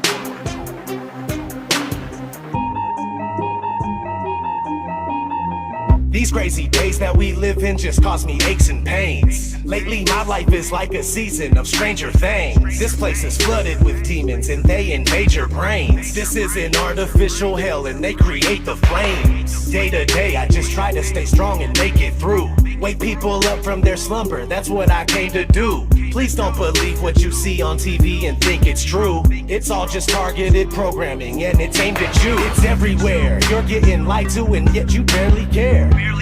People with common sense are now very rare. But the way that they brainwash you isn't very fair. They can shove that mind control programming up their derriere. I do not consent to the way they tailor society. Ain't no variety. Plus I really hate when they lie to me. I use music as a tool to release the anger inside of me. You don't know how crazy it's driving me. That we're living in the Twilight Zone. They claim you have freedom, but they don't honor it. The world is a prison and you're the occupant. We're living in the Twilight Zone. The government's useless and they're incompetent, and satanic pedophiles are prominent. We're living in the Twilight Zone. The things that you believe are the total opposite, and being called crazy is just a compliment. We're living in the Twilight Zone. It's ran by the New World Order conglomerate, but there's a storm coming and there's no stopping it. We're living in the Twilight Zone. It's where we live in, control you through fear and terrorism. They wanna keep you in a mental prison where they tell your vision through the television.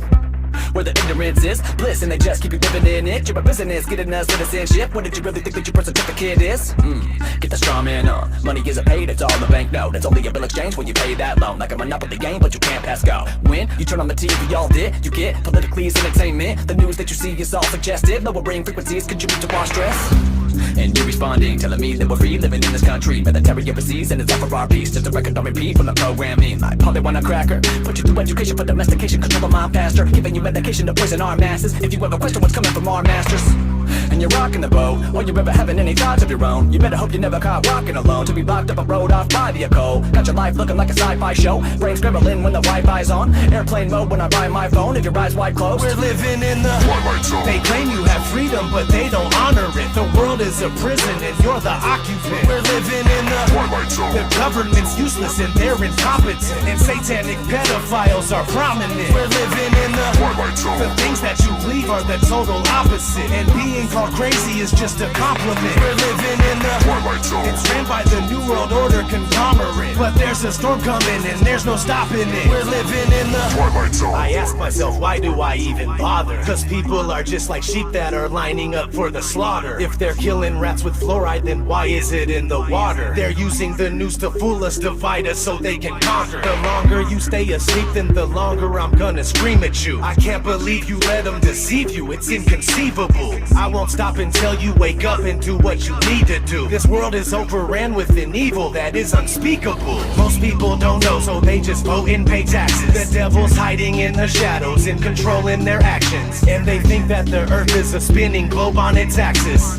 But I don't have any time to devote to this madness.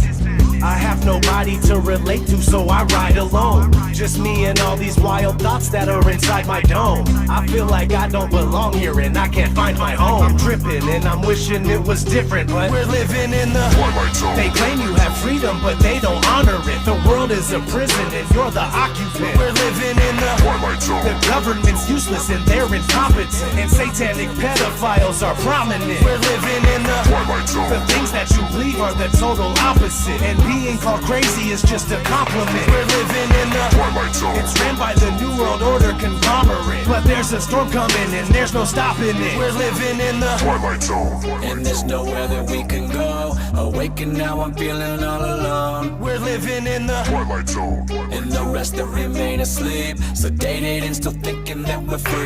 We're living in the Twilight Zone. And there's nowhere that we can go. Awaken now, I'm feeling all alone. We're living in the Twilight Zone. And the rest that remain asleep, sedated and still thinking that we're free. We're living in the Twilight Zone.